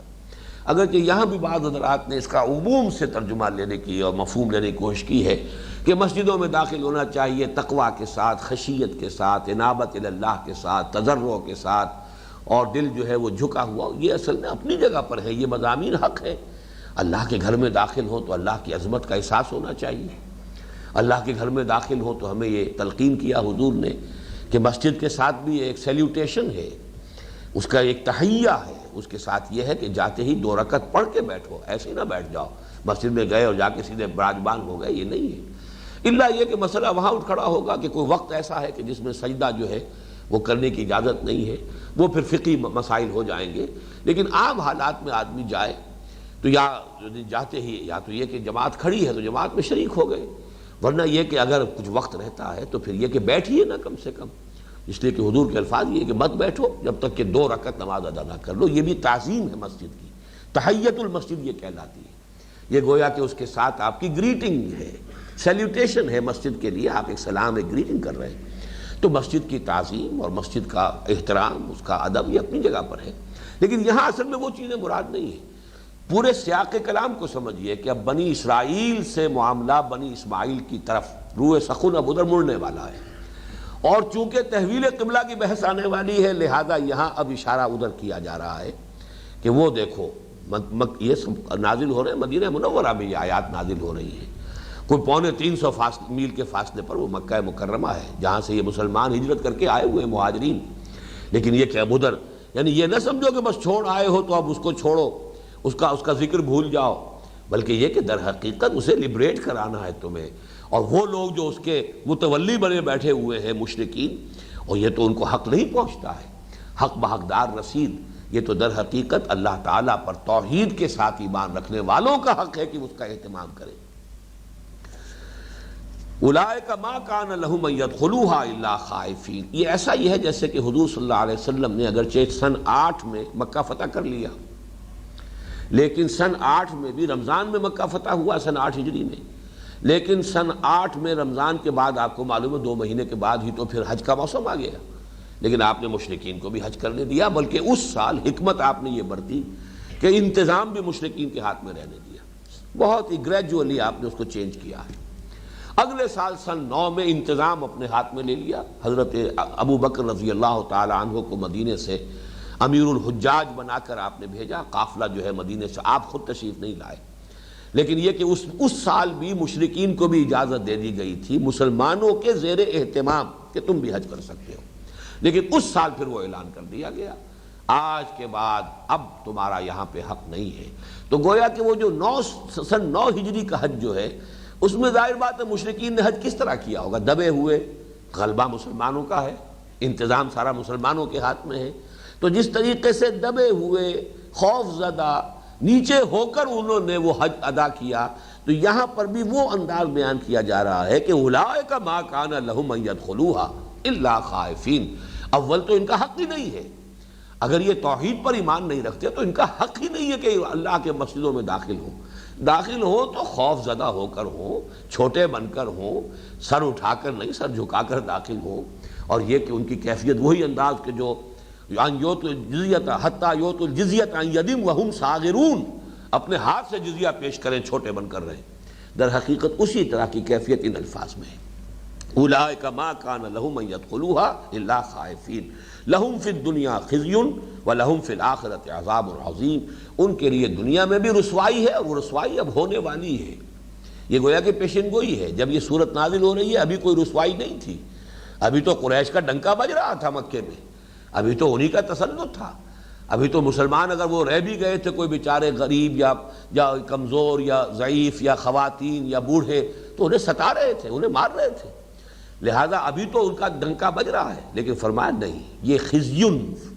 یہ دنیا کے اندر بھی ان کے اوپر وہ خزیون آنے والی ہے، رسوائی آنے والی ہے، جو کہ سن 8 ہجری میں آ گئی۔ کس طرح سرنگوں ہو کر کھڑا ہونا پڑا ہے سب کو، بڑے بڑے فنے خان، بڑے بڑے چودھری کیسے کھڑے ہوئے تھے حضور کے سامنے سر جھکائے ہوئے، اور حضور نے جب پوچھا ہے کہ کیا خیال ہے تمہارا کہ آج میں تمہارے ساتھ کیا معاملہ کروں گا، تو کریم ابن کریم، آپ تو خود ایک بہت ہی شریف النفس انسان ہے اور شریف النفس انسان کے بیٹے ہیں، تب آپ نے فرمایا آج میں تم سے وہی کہتا ہوں جو میرے بھائی یوسف نے اپنے بھائیوں سے کہا تھا، لا تثریب علیکم اليوم اذهبوا فانتم الطلقاء، جاؤ تم سب آزاد ہو۔ حالانکہ ان میں ایسے لوگ بے شمار تھے جو گردن زدنی تھے، جن کی گردنیں اڑائی جاتی تو کوئی حرف نہ کوئی کہہ سکتا حضور صلی اللہ علیہ وسلم کے خلاف، ان کے ایسے ایسے جرائم تھے، جنگی جرائم، لیکن نہیں، سب کو جو ہے رحمت للعالمین صلی اللہ علیہ وسلم نے معاف فرمایا ہے۔ لیکن یہ کہ وہ خزیون کی، وہ جو ان کی شکست کی کیفیت تھی، وہ فرمایا لہم فی الدنیا خزی ولہم فی الآخرۃ عذاب عظیم، اور آخرت میں تو ان کے لیے بہت بڑا عذاب ہے ہی۔ وَلِلَّهِ الْمَشْرِقُ وَالْمَغْرِبُ، اب دیکھیے یہاں سے شروع ہو رہا ہے، وہ تحویل قبلہ کی بات شروع ہو رہی ہے، اس کو نوٹ کر لیجئے کہ اگرچہ ابھی پورے 2 رکوع درمیان میں پڑے ہوئے ہیں، یہ 14واں رکوع ہے، 15واں 16واں 2 رکوع ہیں کہ جس میں ابھی تحویل کا لفظ نہیں آئے گا کہیں بھی، وہ جائے گا 17ویں رکوع میں، سَيَقُولُ السُّفَهَاءُ مَا وَلَّاهُمْ عَنْ قِبْلَتِهِمُ الَّتِي كَانُوا عَلَيْهَا۔ لیکن قرآن مجید کے اس اسلوب کو پہچانیے کہ جو بحث آنے والی ہے اسے کچھ فاصلے سے شروع کر دیا جاتا ہے، تمہید، اس کے لیے ذہن کو تیار کیا جاتا ہے، ادھر جو ہے کچھ نہ کچھ ذہن کو متوجہ کر دیا جاتا ہے، پھر اس بات کو چھوڑ کر کوئی اور بات آ گئی۔ لیکن ظاہر بات ہے جو بات کہی گئی ہے اس کے کچھ اثرات ہیں، وہ ذہن میں بیٹھی ہے، اس نے وہاں کچھ اثرات پیدا کیے ہیں۔ پھر اس کے بعد 2 رکوع، 17واں اور 18واں رکوع، پھر 19واں 20واں چھوڑ دیجیے گا، پھر 21ویں رکوع کے شروع میں لیس البر ان تولوا وجوہکم قبل المشرق والمغرب، پھر وہ آیت البر جو ہمارے منتخب نصاب کا درس نمبر 2 ہے، پھر اس میں بھی آغاز جو ہے وہ یہی ہے، یہی مشرق و مغرب کا معاملہ اور یہی جو قبلے کی تحویل کا مسئلہ ہے۔ وَلِلَّهِ الْمَشْرِقُ وَالْمَغْرِبُ، مشرق و مغرب سب اللہ ہی کے ہیں، اللہ تعالیٰ کسی خاص سمت میں محدود نہیں ہے، معاذ اللہ ثم معاذ اللہ۔ ایسا نہیں ہے مشرق اللہ کا مغرب کسی اور کا، شیطان کا، یا یہ کہ مغرب اللہ کا اور مشرق کسی اور کا ہے۔ مشرق مغرب شمال جنوب تمام سمتیں اللہ کے لیے ہیں، تمام اطراف و جوانب اللہ کے لیے ہیں، وہ کسی جہت، کسی سمت، کسی مقام اس میں مقید نہیں ہے، محدود نہیں ہے۔ یہ تصور نہ کرو، یہ جو مشرق و مغرب میں اگر کوئی ایک سمت مقرر کر دی جاتی ہے، یہ در حقیقت یکسانی پیدا کرنے کے لیے ایک انتظامی معاملہ ہے، اس کے لیے کسی چیز کو ایک علامت کے طور پر اختیار کر لیا جاتا ہے۔ ورنہ یہ کہ اگر فرض کیجئے کہ یروشلم اگر ادھر رخ کرنے کو کہا گیا تو یروشلم کی کسی عمارت کو سجدہ نہیں کیا جا رہا تھا، وہ صرف ایک ڈائریکشن کے تعین کے لیے ہے۔ اور اگر خانہ کعبہ کو بنا دیا جائے گا تو مسجود خانہ کعبہ نہیں ہے پرے سرحد ادراک سے اپنا مسجود، قبلے کو اہل نظر قبلہ نما کہتے ہیں۔ تو یہ حقیقت قبلے کی سامنے رہنی چاہیے، یہ نہیں سمجھنا چاہیے۔ لیکن ظاہر بات ہے کہ مذہبی معاملات میں عوام الناس جو ہیں وہ اتنی گہرائی میں نہیں جاتے، جن کی نگاہیں صرف ظواہر تک رہتی ہیں، ان کے ہاں پھر ان ظواہر کی اور مظاہر کی بڑی اہمیت ہو جاتی ہے، اور اس کے اعتبار سے بہت سینسٹیو ہوتے ہیں۔ ذرا سا اس میں فرق ہو جائے تو وہ تو معاملہ جو ہے قیامت آ جاتی ہے کہ یہ معاملہ پتہ نہیں کیا ہو گیا۔ تو یہ معاملہ جو ہے اس کی بہت نمایاں مثال ہے تحویل قبلہ، کہ پورے 2 رکوعوں میں بحث ہی ہوئی ہے صرف تحویل قبلہ پر۔ آج ہمیں اندازہ ہوتا ہے کہ ایسی کون سی بڑی بات تھی، لیکن واقعہ یہ ہے کہ اگر آپ سوچیں کہ وہ ماحول کیا تھا کہ جس میں یہ واقعہ پیش آیا، پھر یہ کہ لوگوں کے احساسات کیا تھے، اور عام جو عوام الناس ہوتے ہیں وہ کتنے سینسٹیو ہوتے ہیں ان چیزوں کے اندر، مظاہر اور ظواہر کے اعتبار سے، تو اس کا ایک اندازہ ہو سکتا ہے کہ اس بحث کو کس اہتمام سے، کس شان کے ساتھ اللہ نے، کس قدر یوں سمجھیے کہ تکرار کے ساتھ اس پر بحث کی ہے، کہ یہاں سے 2 رکوع پہلے بھی آیت آ گئی، 2 رکوع بعد بھی آئی، درمیان میں 2 رکوع مکمل ہیں جو تحویل قبلہ ہی سے بحث کرتے ہیں۔ وَلِلَّهِ الْمَشْرِقُ وَالْمَغْرِبُ فَأَيْنَمَا تُوَلُّوا فَثَمَّ وَجْهُ اللَّهِ، جدھر بھی رخ کر لو اللہ ہی کا رخ ہے۔ اور یہی معاملہ ہے جو ہمارے ہاں مثلا سفر کی نماز ہے، سفر میں ایک دفعہ یہ کہ کوشش کر لیجئے کہ جدھر بھی آپ سمجھے کہ اندازے سے کہ یہ رخ ہے خانہ کعبہ کا، کوشش امکانی حد تک، باقی اس کے بعد اگر آپ کی سواری کی ڈائریکشن چینج ہو گئی ہے کوئی پرواہ نہیں، کوئی اس سے فرق باقی نہیں ہوتا۔ تو اس حوالے سے ویسے تو یہ کہ بہرحال حتی الامکان رخ ضرور جو ہے ابتدا میں کر لینا چاہیے، لیکن یہ کہ اگر یقین سے بات معلوم نہیں ہے تو تب بھی کوئی پرواہ نہیں، جو بھی اندازے سے آپ کا جو بھی تخمینہ ہے اس کے مطابق رخ کر لیجیے، نماز پڑھ لیجیے۔ فَأَيْنَمَا تُوَلُّوا فَثَمَّ وَجْهُ اللَّهِ، ہر جا کنیم سجدہ میدان آستان رسد، اب جہاں کہیں سجدہ کرتے ہیں اسی آستانے تک پہنچ جاتا ہے۔ ہمارا وہ آستانہ جو ہے جس کو ہم سجدہ کر رہے ہیں، آستانہ خداوندی، وہ کسی سمت میں محدود نہیں ہے۔ فَأَيْنَمَا تُوَلُّوا فَثَمَّ وَجْهُ اللَّهِ إِنَّ اللَّهَ وَاسِعٌ عَلِيمٌ، اللہ بہت سمائی والا ہے، بڑی وسعت والا ہے۔ یعنی یہ تمہارے چھوٹے چھوٹے ذہن ہیں اور چھوٹے چھوٹے پیمانے ہیں، اس وجہ سے ان چھوٹے چھوٹے ذہنوں میں یہ چھوٹی چھوٹی باتیں بھی بہت بڑی ہو جاتی ہیں۔ یہ تو ریلیٹیو معاملہ ہے۔ اللہ بڑی سمائی، واسع، وسعت رکھنے والا، بڑی وسعت رکھنے والا ہے۔ اس وسعت کا کیا اندازہ آج کا انسان جو کر سکتا ہے، اس کائنات کی وسعت کا، اس کی پہنائی کا کوئی تصور نہیں، تو اس کے خالق کا کیا اندازہ انسان کرے گا۔ بڑی سے بڑی آپ بناتے جائیے ٹیلیسکوپس، اور معلوم ہوتا ہے جتنی بڑی ٹیلیسکوپ بنا لی اتنی ہی کائنات کی حدود اور آگے چلی گئی، کہیں اس کے آغاز کا، کہیں اس کے اختتام کا کوئی سرا آج تک انسان کے ہاتھ نہیں آیا۔ اور ابھی تو کہتے ہیں وہ پھیلتی جا رہی ہے، یہ تو ایکسپینڈنگ یونیورس ہے، اور کس تیزی کے ساتھ جو ہے وہ کتنے ہزار لائٹ ایئرز کے حوالے سے وہ پھیل رہی ہے، تیزی کے ساتھ بڑھتی چلی جا رہی ہے، جس طرح بھاگ رہی ہیں گیلیکسیز ایک دوسرے سے، اس کی رفتار جو ہے وہ اس وقت مجھے مستحضر نہیں ہے، اسی رفتار کو دیکھیں آپ تو وہ سر کو چکر آتا ہے کہ اس رفتار کے ساتھ یہ گیلیکسیز ایک دوسرے سے بھاگ رہی ہیں۔ اور یہ باتیں جو ہے یہ اب کوئی تخمینے والی باتیں تو نہیں ہیں، یہ ساری چیزیں کیلکولیٹڈ ہیں، ایک ایک چیز کا حساب موجود ہے، یہ چیزیں جو ہے اب کسی ظن و تخمین پر نہیں ہیں، بلکہ یہ کہ ان چیزوں کو تو انسان میئر کر رہا ہے، باقاعدہ ناپ تول ہے اس کا، اور ویریفائی کر سکتا ہے، ان تمام چیزوں کے لیے ویریفیکیشن ہے، ایکسپیریمنٹل نالج ہے، یہ ایسے ہی کوئی جو ہے وہ اپنا انسان کا ظن اور تخمین کا معاملہ نہیں ہے۔ واللہ واسع علیم، واسع ہے بہت وسعت والا، جدھر بھی سجدہ کرو اسی کو پہنچ جائے گا، اور علیم جہاں کہیں بھی سجدہ کرو گے اس کے علم میں ہے۔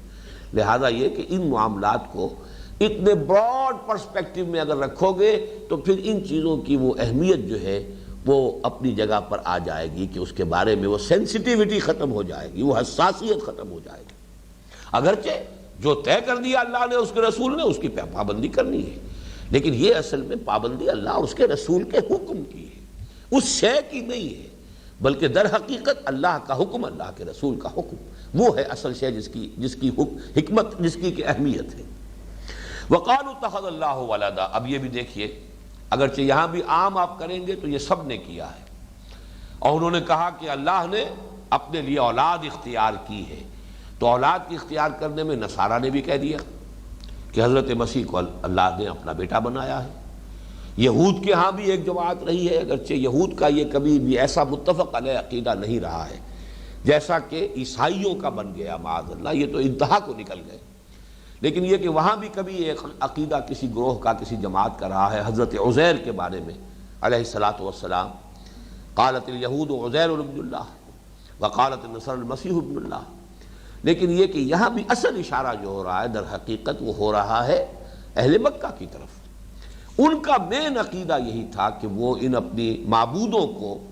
وہ انہوں نے بیٹیاں اللہ کی قرار دیا تھا، فرشتوں کو خدا کی بیٹیاں قرار دے کر، اور ان کے نام پر اپنے یہ بت بنائے ہوئے تھے، لہذا ان کے اکثر بتوں کے نام جو ہے مؤنث پر ہیں۔ اللات، اللات الہ کا مؤنث ہے، العزیٰ، العزیز کا مؤنث ہے، اسی طریقے سے منات، لات و منات، یہ سب کے سب مؤنث ہیں، تو خدا کی بیٹیاں ہیں۔ تو ویسے تو یہ کہ قالوا اتخذ اللہ ولدا، اس میں آ جائیں گے، یہودیوں کا عقیدہ بھی آ گیا، اس کی بھی نفی ہو گئی، سبحانہ، پاک ہے وہ اس سے، یعنی یہ بات جو ہے اس کی شان میں بڑی گستاخانہ بات ہے، وہ بہت بلند اور اعلیٰ اور عرفہ ہے اولاد سے، اور اس کا سبب کیا ہے یہ نوٹ کر لیجئے، اس لیے کہ وما ينبغي للرحمن ان يتخذ ولدا، رحمان کے لیے تو شایان شان ہی نہیں کہ کسی کو اولاد بنائے، کیوں؟ اولاد کی ضرورت اسے ہوتی ہے جو خود فانی ہو، منطقی بات کو سمجھ لیجئے، جو میں فانی ہوں، میرے دل میں یہ خواہش ہے کہ اولاد ہو، میرا نام رہے گا، میرے اپنے وجود کا ایک تسلسل ہے، اولاد ہے کیا؟ انسان کے وجود کا تسلسل ہے، ایک حیوان کے وجود کا تسلسل ہے جو اس کی اولاد اس کے نسل کے ذریعے سے قائم ہے، لہذا ہر فانی ہستی کو اولاد کی احتیاج ہے، جو خود لا فانی ہے، اس کے لیے فنا نہیں ہے، وہ باقی ہے، ہمیشہ رہنے والی ہے، اس کے لیے کسی اولاد کی کوئی احتیاج ہی نہیں۔ تو یہ ما ينبغي للرحمن ان يتخذ ولدا، یہ سورہ مریم کی آیت ہے، رحمان کے شایان شان نہیں ہے یہ کہ وہ کسی کو اپنی اولاد بنائے، سبحانہ، وہ پاک ہے، بل لہ ما فی السماوات والارض، بلکہ حقیقت تو یہ ہے کہ آسمان اور زمین میں جو کچھ ہے اسی کا ہے، ملکیت ہے۔ اولاد کو تو آپ ملکیت کہہ بھی نہیں سکتے، اولاد تو پھر جب جوان ہو جاتی ہے، ہر ایک کی اپنی ایک پرسنالٹی ہے، اپنی پسند ہے، اپنے رجحانات ہیں۔ ابا جان اب میرا تو خیال یہ ہے، اب ابا جان اپنی جگہ پر سوچتے رہے کہ یہ میرا بیٹا، لیکن یہ کہ آج یہ سینہ تان کر میرے سامنے کہہ رہا ہے کہ ابا جان اب یہ آپ کے خیالات ہیں، دقیانوسی ہیں، پرانے زمانے کے ہیں، اب میری رائے تو یہ نہیں ہے۔ لہذا وہاں تو ملکیت، وہ تو ملکیت ہے اس کی ہر شے، جبکہ اولاد ملکیت نہیں ہوتی کسی کی۔ اولاد چاہے ٹھیک ہے کہ آپ کے وجود کا ایک معنوی تسلسل ہے، لیکن آپ کی ملکیت تو نہیں۔ لیکن یہ کہ لہو ما فی السماوات والارض، آسمان اور زمین میں جو کچھ ہے اس کا ہے، اس کی ملکیت ہے۔ کل لہو قانتون، اور سب کے سب اس کے فرما بردار ہیں۔ اولاد کا بھی فرما بردار ہونا بہرحال کچھ خوش قسمت لوگ ہوتے ہیں جن کی اولاد فرما بردار بھی ہوتی ہے، لیکن یہ کہ ایسے بھی ہوتے ہیں نافرمان اولاد بھی ہے، سوہان روح بننے والی اولاد بھی ہے، بڑھاپے میں یوں سمجھیے کہ ایک مسلسل کوفت کا باعث بھی ایسی اولاد بھی ہے۔ لیکن یہ کہ سب پوری کائنات، کل مخلوقات اس کی ملکیت، اس کے مملوک، اس کے قانت، اس کے فرما بردار، اس کے احکام پر چلنے والے، اسی کسی اولاد کی احتیاج کیا ہے؟ وَقَالُوا اتَّخَذَ اللَّهُ وَلَدًا سُبْحَانَهُ بَل لَّهُ مَا فِي السَّمَاوَاتِ وَالْأَرْضِ كُلٌّ لَّهُ قَانِتُونَ بَدِيعُ السَّمَاوَاتِ وَالْأَرْضِ۔ اس لفظ کو ذرا نوٹ کیجئے، وہ آسمانوں اور زمین کو عدم محض سے پیدا کرنے والا ہے۔ یہ بدیع جو ہے فعیل کے وزن پر صفت مشبہ ہے، لیکن فاعل کے معنی میں ہے۔ بدع کہتے ہیں کسی شے کو، بالکل انگریزی میں اس کے لیے لفظ ہے کریشن ایکس نہیلو، عدم محض سے وجود میں لانا کسی شے کو۔ جیسا کہ میں نے کسی اور موقع پر عرض کیا تھا، ایک تو یہ ہے کہ بڑھئی نے لکڑی موجود تھی، اس سے کرسی بنا دی، میز بنا دی، کوئی شے بنا دی۔ کمہار نے مٹی تھی، گارا تھا، اس سے گھڑا بنا دیا، کچھ اور چیز بنا دی۔ بغیر کسی شے کے کچھ چیز بنانا، یہ ہے ابداع۔ اور ابداع سے یہ بدیع فاعل کے معنی میں یہ صفت مشبہ ہے اللہ کے لیے۔ بدیع السماوات والارض، آسمانوں اور زمین کا پیدا کرنے والا ہے عدم محض سے۔ اس کے مقابلے کا لفظ ہے خلق۔ خلق اور ابداع یہ ایک دوسرے کے مقابل میں ہے، اور شاہ ولی اللہ دہلوی رحمۃ اللہ علیہ کی جو بڑی مارکۃ الآراء کتاب ہے حجت اللہ البالغہ، اس کے جو ابتدائی چیپٹرز ہیں اس میں انہی مضامین پر بحث ہوئی ہے کہ اللہ تعالیٰ کے 3 افعال شاہ صاحب نے، بہرحال ہر فلسفی، ہر حکیم اپنا ایک نظام فکر بناتا ہے، اس نظام فکر میں وہ جو پہلا چیپٹر ہے حجت اللہ کا،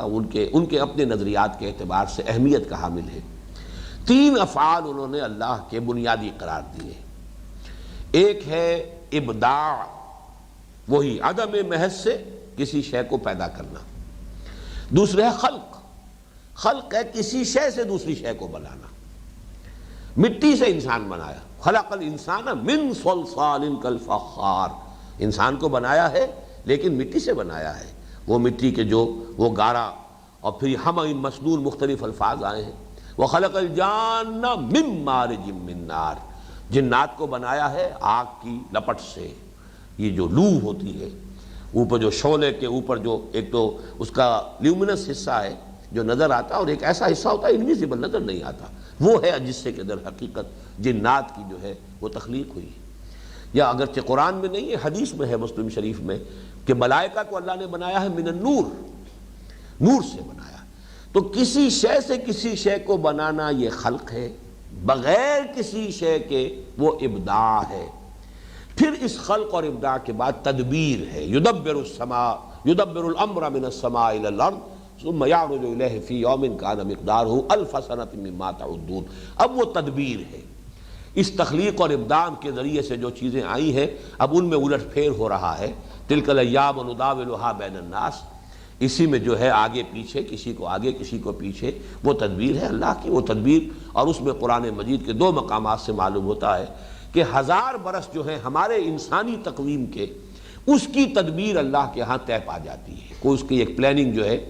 5 سالہ منصوبہ ہمارا ہوتا ہے، 7 سالہ منصوبہ ہوتا ہے، اس اللہ تعالیٰ کی اس کائناتی جو بھی تدبیر ہے اس کا کوئی 1000 برس ہمارے حساب سے، اس کے حساب سے کوئی اللہ کی حکمت خصوصی جو ہے اس 1000 برس کے لیے معین ہو چکی ہوتی ہے۔ تو 3 جو افعال ہیں اللہ کے بنیادی، ابداع، خلق اور تدبیر، اس کو فرمایا بدیع السماوات والارض، وہ آسمانوں اور زمین کو پیدا کرنے والا ہے عدم محض سے۔ وَإِذَا قَضَىٰ أَمْرًا فَإِنَّمَا يَقُولُ لَهُ كُن فَيَكُونُ، اور وہ جب کسی معاملے کا فیصلہ کر دیتا ہے تو وہ کہتا ہے بس صرف یہ کہ ہو جا، اور وہ ہو جاتا ہے۔ یہ ہو جا اور ہو جاتا ہے، یہ تکوین کہلاتی ہے۔ ابداع اور تکوین میں کوئی ٹائم ایلیمنٹ اس میں شامل نہیں ہے، خلق میں ہمیشہ ٹائم ایلیمنٹ ہوگا۔ اس دونوں کو فرق کو نوٹ کر دیجئے۔ اسی لیے خلق السماوات والارض فی 6 ایام، آسمان اور زمین پیدا کیے ہیں 6 دنوں میں۔ خلق انسان کا اب جو بھی ہوا ہے وہ کسی طریقے سے آپ سمجھیے وہ ایولیوشن ہے یا میوٹیشن ہے یا جو بھی ہے، لیکن یہ کہ ٹائم اس میں لگا ہے انسان کی تخلیق میں۔ اسی طریقے سے ہر بچہ رحم مادر میں جو پرورش پا رہا ہے 9 مہینے لگتے ہیں اسے، جو بھی مدت ہے وہ مدت کے اندر۔ آم کا درخت ہے، اسے کچھ وقت چاہیے، گٹھلی سے لے کر اور وہ درخت بننے تک وہ وقت لگے گا اس کے اندر۔ اگرچہ اللہ تعالیٰ کی قدرت خاصہ اپنی جگہ پر موجود ہے، جب چاہے کسی کام کو کر دے پھر وہ تکوین ہوگا، یا یہ کہ عالم اسباب میں سے کسی ایلیمنٹ کی جگہ پر اللہ کا امر کن آ جائے۔ اس معنی میں اصل میں اس پر میں نے ایک مضمون بھی لکھا تھا کہ حضرت مسیح علیہ السلام کو خاص طور پہ کلمۃ اللہ کیوں کہا گیا، کلمۃ ہوں، اس لیے کہ ان کی تخلیق کے ضمن میں ایک خاص ایلیمنٹ جو باپ کا حصہ ہونا چاہیے تھا اس کی جگہ بھی اللہ کے ایک امر کن نے اس کو سبسٹیچیوٹ کیا ہے، اس لیے وہ خاص کلمہ ہو گیا، اللہ تعالیٰ کا ایک خاص کلمہ ہے، کلمتہ القاہا الی مریم، ایک خاص کلمہ ہے اللہ کا کہ جو اس نے القاء فرمایا مریم کی طرف۔ تو یہ کن جو ہے در حقیقت کسی بھی مادی سلسلے اسباب میں سے کسی ایک کڑی کا اگر وہ بدل بن جائے گا تو وہ گویا کہ وہاں پر اس کی جگہ پر ایک کلمے کی شکل بن جائے گی۔ تو بہرحال اسے نوٹ کر لیجئے، ابداع اور خلق کا فرق، اور ابداع اور تکوین یہ ایک ہی لفظ ہے، اور ان تکوین اور ابداع میں کوئی ٹائم ایلیمنٹ نہیں ہے، البتہ خلق میں time element always involved. Badie السماوات والارض واذا قضى امرا فانما يقول له كن فيكون وقال الذين لا يعلمون لولا يكلمنا الله او تاتينا آية۔ اب یہاں پھر وہی بنی اسماعیل یا مشرکین عرب کا عقیدہ جو ان کی باتیں تھیں، جیسے میں نے عرض کیا تھا کہ شروع میں تیسرے اور چوتھے رکوع کے اندر بھی وہ مکی قرآن کی تعلیمات کا خلاصہ آیا تھا، اسی طریقے سے یہاں اختتام پر یہ تحویلی رکوع جو شروع ہونے والے ہیں ان کے آغاز میں یا جو خطاب کا حصہ تھا بنی اسرائیل سے اس کے اختتام پر ان دونوں کے درمیان نو مینز لینڈ اگر اسے قرار دیں ان دو مضامین کے اعتبار سے، ان میں پھر وہی بات آ رہی ہے کہ انہی مشرکین مکہ مشرکین عرب کے عقائد کا حوالہ دیا جا رہا ہے۔ وقال الذين لا يعلمون لولا يكلمنا الله تاتينا آية، اور کہتے ہیں وہ لوگ جو علم نہیں رکھتے اس رکوع میں پہلے بھی آ چکا، اس سے مراد بنی اسماعیل جن کے پاس کوئی کتاب نہیں، کوئی ان کے پاس ہدایت کی کتاب نہیں، کوئی شریعت نہیں، کوئی قانون نہیں، کوئی صحیفہ نہیں۔ وقال الذين لا يعلمون لولا يكلمنا الله، وہ کہتے تھے کیوں نہیں ہم سے کلام کرتا اللہ، کیوں مانے ہم کہ محمد سے اللہ کلام کرتا ہے صلی اللہ علیہ وسلم۔ اگر اللہ ان سے کلام کر سکتا ہے تو انہیں کوئی سرخاب کے پر لگے جو ہم سے نہیں کلام کر سکتا، خود ہم سے کلام کرے، ہمیں معلوم ہو جائے گا کہ ہاں اللہ کا کلام ہے، ہم مان لیں گے، ہم ایمان لے آئیں گے۔ کتاب ان پر نازل کی کیوں نہیں ہم پر نازل کر دی، ہمیں کتاب دی جائے۔ بڑے بڑے ہمارے چودھری تھے، اعلیٰ رجل من القریتین عظیم، یہ دو بڑے شہر ہیں، یہ مکہ ہے طائف ہے، اس کے بڑے بڑے چودھری ہیں، سرمایہ دار ہیں، قبیلوں کے سردار ہیں، اور یہ بڑی جائیدادوں والے ہیں، آخر ان میں سے اللہ کسی کو چن لیتا۔ یہ یتیم رہ گیا تھا بنی ہاشم کا، ان کے سوا اللہ کو کوئی اور ملا نہیں تھا۔ یہ اس طرح کی باتیں کہ جو مکی قرآن میں بڑی آئی ہیں بار بار تکرار اور اعادہ کے ساتھ، یہ ان کا یوں سمجھیے کہ حوالہ یہاں دیا جا رہا ہے۔ وقال الذين لا يعلمون لولا يكلمنا الله او تاتينا آية، کیوں نہیں اللہ ہم سے کلام کرتا یا کوئی پھر معجزہ آئے، کوئی نشانی آئے، جیسے کہ اور سابقہ رسولوں کے پاس حصی معجزات آئے ہیں۔ كذلك قال الذين من قبلهم مثل قولهم، ایسے ہی باتیں کرتے رہے تھے وہ لوگ جو ان سے پہلے تھے، اسی طرح کی انہی کسی باتیں، یعنی یہی باتیں قوم نوح نے کی تھی، یہی باتیں قوم ہود نے کی تھی، یہی باتیں قوم صالح نے کی تھی، یہی باتیں قوم لوط نے کی تھی۔ یہ ساری باتیں اصل میں وہ ہیں کہ جو مکی قرآن کے مضامین ہیں۔ پھر میں دہرا رہا ہوں جیسے کہ تیسرے اور چوتھے رکوع کے مضامین مکی قرآن کا خلاصہ ہے دعوت اور اس کے فلسفے کے اعتبار سے۔ یہاں جو مشرکین کی رد و قضا تھی مکی قرآن کے اندر جو آتی ہے نہایت یعنی کثرت کے ساتھ اور بار بار تکرار اور اعادہ کے ساتھ، اس کا حوالہ ہے۔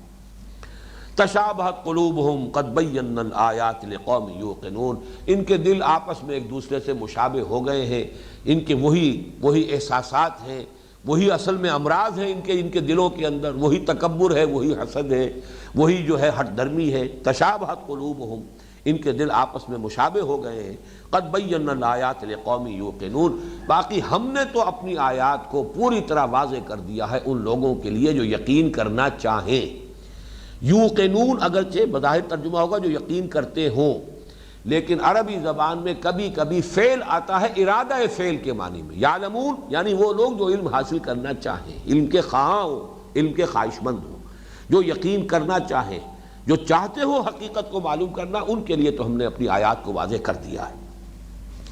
انا ارسلناک بالحق بشیرا ونذیرا ولا تسأل عن اصحاب الجحیم. اب یہاں خطاب حضور سے ہو رہا ہے، یہ کنکلوڈنگ ریمارکس اب آ رہے ہیں، اور یہ پورے سلسلہ کلام کو ختم کرنے کے لیے، اور یہ بہت اہم موضوع ہے، اگرچہ وقت بہت کم رہ گیا ہے لیکن میں آج اس کو ختم کرنا چاہتا ہوں. انا ارسلناک بالحق بشیرا ونذیرا، اے نبی ہم نے آپ کو بھیجا ہے حق کے ساتھ، ہم نے بھیجا ہے آپ کو حق کے ساتھ بشیر اور نذیر بنا کر. ولا تسأل عن اصحاب الجحیم، اور آپ سے باز پرس نہیں ہوگی جہنمیوں کے بارے میں. بہت اہم مضمون ہے. رسولوں کو بار بار یہ بتایا گیا کہ آپ کے ذمے بات پہنچا دینا ہے، پہنچا دینے میں کمی ہوئی تو آپ پکڑے جائیں گے. پہنچا دیں، آپ ابلاغ کا حق ادا کر دیں، پھر کوئی ایک بھی نہ مانے آپ پر کوئی الزام نہیں. سیدھی سیدھی بات. اور یہ وہ بات ہے جو ہر خادم دین، ہر داعی دین کو اپنے سامنے رکھنی چاہیے. آدمی خام خواہ اپنے اوپر جو ہے ایسی ذمہ داری اوڑھ لے جو اللہ نے اس پر ڈالی نہیں. جب وہ ذمہ داری کا بوجھ اپنے اوپر ڈال لیتا جو اللہ نے ڈالی نہیں، تو پھر اس پہ بڑی پشمردگی بھی ہوتی ہے، پریشانی بھی ہوتی ہے، مایوسی بھی ہوتی ہے، بددلی بھی ہوتی ہے. یہاں تو فرمایا کہ آپ سے اس کے بارے میں نہیں پوچھا جائے گا کہ یہ کیوں گئے جہنم میں. جائیں جہنم میں جسے جانا ہے، یہ ان کا اپنا چوائس ہے. فمن شاء فلیؤمن ومن شاء فلیکفر، جو چاہے ایمان لائے، جو چاہے کفر کرے. یہ چوائس ان کا ہے، آپ کا نہیں ہے. آپ کا کام پہنچا دینا ہے. آپ کو تو ہم نے بشیر اور نذیر بنا کر بھیجا ہے. آپ بشارت دینے والے ہیں نیکوکاروں کو، خبردار کر دینے والے ہیں بدکاروں کو اور غلط راستہ اختیار کرنے والوں کو. ہم نے آپ کو بھیجا ہے. اور نوٹ کیجئے انا ارسلنا کا کیوں کہا گیا. ایک شخص اپنا اگر سکوپ معین کرتا ہے خود، اس کو اس کا حق پہنچے گا اگر وہ خود کسی کام کے لیے کھڑا ہوا ہو، تو اسے سکوپ بھی اپنا معین کرنا ہے، ہدف بھی اپنے خود طے کرنے ہیں. لیکن اگر کسی کو کسی نے بھیجا ہے تو اس کا سکوپ آف ورک وہ طے کرے گا جس نے بھیجا ہے، اس کا ہدف وہ معین کرے گا جس نے بھیجا ہے. اس اعتبار سے جو رسولوں کا جو ہدف ہے اور رسولوں کا جو اصل سکوپ آف ورک ہے، ان کے جو رسپانسبلٹی کا دائرہ ہے، وہ خود معین نہیں کر سکتے. وہ معین کرے گا وہ جس نے بھیجا. وہ رسول ہے، وہ خود کھڑے نہیں ہوئے ہیں اپنے کسی مقصد کو لے کر. کوئی اپنے ذہن کا جو ہے اپنی تخلیق اور اپنا کوئی فکر اور اپنا نظریہ لے کر کھڑے نہیں ہوئے ہیں. وہ تو در حقیقت مامور ہیں، مامور من اللہ ہے. تو جو بھی اصل میں بھیجنے والا، انا ارسلناک، ہم نے بھیجا ہے آپ کو، بھیجا ہے حق کے ساتھ. یقیناً اس کے آپ کے رسول ہونے میں کوئی شک کی بات نہیں ہے. آپ کی رسالت اور نبوت جو ہے وہ حق ہے. انا ارسلناک بالحق، حق دے کر بھیجا ہے. لیکن یہ بشیرا و نذیرا، آپ کی حیثیت بشیر اور نذیر کی ہے. آپ کا کام حق کو پہنچا دینا ہے، آپ کا کام ابلاغ کا حق ادا کر دینا ہے، بس اس حد تک ہے. ولا تسأل عن اصحاب الجحیم، آپ سے باز پرس نہیں ہوگی، محاسبہ نہیں ہوگا جہنمیوں کے بارے میں. یہ کیسے ہو گیا آپ کے ہوتے ہوئے، آپ کو ہم نے بھیجا پھر بھی اتنے لوگ جہنم میں چلے گئے. نہیں، اس کی کوئی ذمہ داری آپ پر نہیں. وَلَن تَرْضَىٰ، اب یہ دیکھیے اس آیت کا تعلق کہاں ہو رہا ہے. ہرگز راضی نہیں ہوں گے آپ سے. وَلَن تَرْضَىٰ عَنْكَ الْيَهُودُ وَلَا النَّصَارَىٰ حَتَّىٰ تَتَّبِعَ مِلَّتَهُمْ،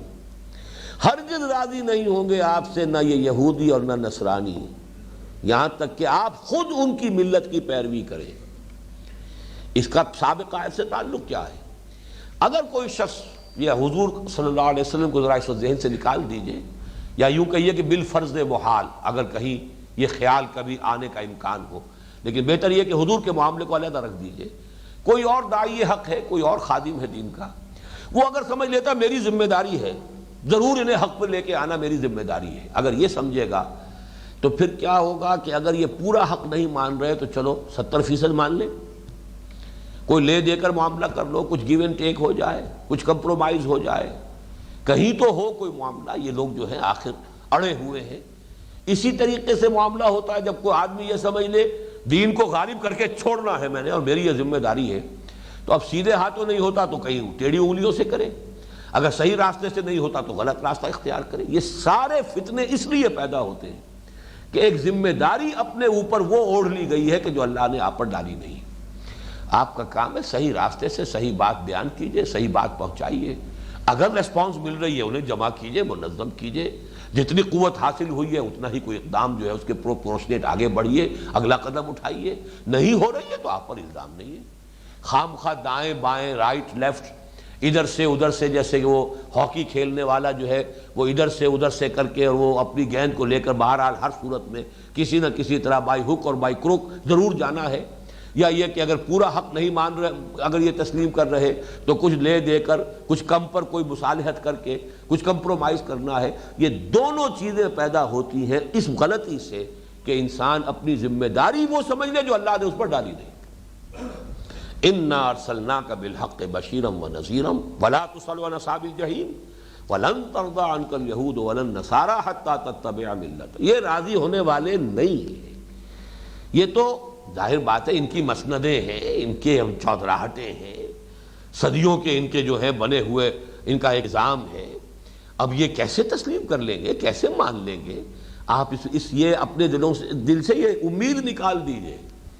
منحصر مرنے پہ ہو جس کی امید، نا امیدی اس کی دیکھا چاہیے. آپ امیدیں رکھیں گے تو مایوسی ہوگی، آپ امید نہ رکھیے. یہ ماننے والے نہیں ہیں. لن ترضیٰ، اور یہی بات تھی کہ جو پہلے مشرکین کے بارے میں بالکل آغاز میں کہی گئی. چنانچہ سورہ نون کی وہ جو آیتیں ہیں، پہلی 7 آیتیں تو پہلی وہی ہے، لیکن اس کے بعد جو سورہ نون یا سورہ قلم 29ویں پارے کی جو دوسری صورت ہے، وہاں جو فرمایا گیا ہے کہ وَدُّوا لَوْ تُدْهِنُ فَيُدْهِنُونَ فَلَا تُطِعِ الْمُكَذِّبِينَ وَدُّوا لَوْ تُدْهِنُ فَيُدْهِنُونَ. اے نبی آپ ان جھٹلانے والوں کی باتیں نہ سنیے اور ان کی باتیں نہ مانیے. یہ چاہتے ہیں کہ کسی طرح آپ تھوڑے سے ڈھیلے پڑے تو یہ بھی ڈھیلے پڑ جائیں. کچھ آپ کمپرومائز پر آمادہ ہوں تو یہ بھی کمپرومائز کر لیں گے. اس لیے کہ انہوں نے دیکھ لیا ہے کہ آپ اپنے موقف سے ہٹنے والے نہیں ہیں، آپ اپنے موقف پہ پختہ ہیں. لہذا اب یہ کچھ لے دے کر بھی معاملہ کرنے کے لیے تیار ہو جائیں گے. آپ کو خبردار رہنا چاہیے کہ کہیں بھی حق جو ہے، جیسا کہ میں نے علامہ اقبال کا شعر بعض اوقات آپ کو سنایا ہے کہ باطل دوئی پسند ہے حق لا شریک ہے، شرکت میں آنا ہے حق و باطل نہ کر قبول. حق جو ہے وہ کمپرومائز نہیں کیا کرتا، وہ تو اپنی بات منواتا ہے، اس لیے کہ اسے یقین ہے کہ میں الحق ہوں. البتہ باطل کو ہر وقت ضرورت ہوتی ہے حق کی، کہ کوئی نہ کوئی حق کے ایلیمنٹ کو لے کر وہ کھڑا ہو، ورنہ اس کے اندر کھڑے ہونے کی صلاحیت نہیں ہے. جیسے آکاش بیل ہے، وہ کسی درخت کے اوپر چڑھ سکتی ہے، اس کے اپنے اندر چڑھنے کی، اوپر اٹھنے کی صلاحیت نہیں ہے. اسے تو کوئی درخت چاہیے، اس پر چڑھے گی. اس طرح باطل کے اندر وہ صلاحیت نہیں ہے کہ وہ کھڑا ہو سکے. ان الباطل کان زہوقا، اس کے اندر وہ صلاحیت ہے ہی نہیں. اسے حق کا کوئی ایلیمنٹ چاہیے کہ اس کے اوپر وہ اپنا تانا بانا جو ہے وہ بنے. اس لیے باطل کو ہمیشہ ضرورت ہوتی ہے. باطل دوئی پسند ہے حق لا شریک ہے، شرکت میں آنا ہے حق و باطل نہ کر قبول. وَلَن تَرْضَىٰ عَنكَ الْيَهُودُ وَلَا النَّصَارَىٰ حَتَّىٰ تَتَّبِعَ مِلَّتَهُمْ قُلْ إِنَّ هُدَى اللَّهِ هُوَ الْهُدَىٰ. اے نبی کہہ دیجئے ہدایت تو بس اللہ کی ہدایت ہے. وہ ہدایت ہے جو میرے پاس آئی ہے اس قرآن کی شکل میں، وہ ہدایت ہے جو میں تمہارے سامنے پیش کر رہا ہوں. اب جسے قبول کرنا ہے، جو ہدایت کا طالب ہے، اسے قبول کرے اور منوعن کرے. اس میں کوئی کمپرومائز نہیں ہوگا، اس میں کہیں کوئی لے دے کر معاملہ نہیں ہوگا، اس میں کہیں کوئی چھوٹ نہیں ہوگی، کسی طرح کا معاملہ نہیں کیا جائے گا. ان ھدی اللہ ھو الھدی ولئن اتبعت، اور یہ قرآن کا انداز ہے مثبت بات کہہ کر ذرا تہدید کے انداز میں بھی، اگرچہ چونکہ معاملہ حضور کا اس لیے ذرا ترجمہ کرتے ہوئے بھی زبان لڑکھڑاتی ہے، لیکن یوں سمجھیے کہ ہر داعی حق کے لیے اس کو ایک یونیورسل اصول بنا کر اگر ترجمہ کریں گے تو بات سمجھ میں آ جائے گی. وَلَئِنِ اتَّبَعْتَ أَهْوَاءَهُمْ بَعْدَ الَّذِي جَاءَكَ مِنَ الْعِلْمِ مَا لَكَ مِنَ اللَّهِ مِنْ وَلِيٍّ وَلَا نَصِيرٍ. اور اگر کہیں آپ نے پیروی کی ان کی خواہشات کی، اس کے بعد کہ آپ کے پاس العلم آ چکا، the knowledge, the true knowledge, وہ آپ کے پاس آ چکا ہے اس قرآن کی شکل میں. اب اگر آپ نے کمپرومائز کیا، اب اگر آپ نے ان کی خواہشات کی پیروی کی، اگر آپ نے ان کی آرزوؤں کو کسی درجے میں بھی جو ہے وہ آپ نے کنسیڈر کیا اور ان کے ساتھ کسی درجے میں ریکنسائل کیا،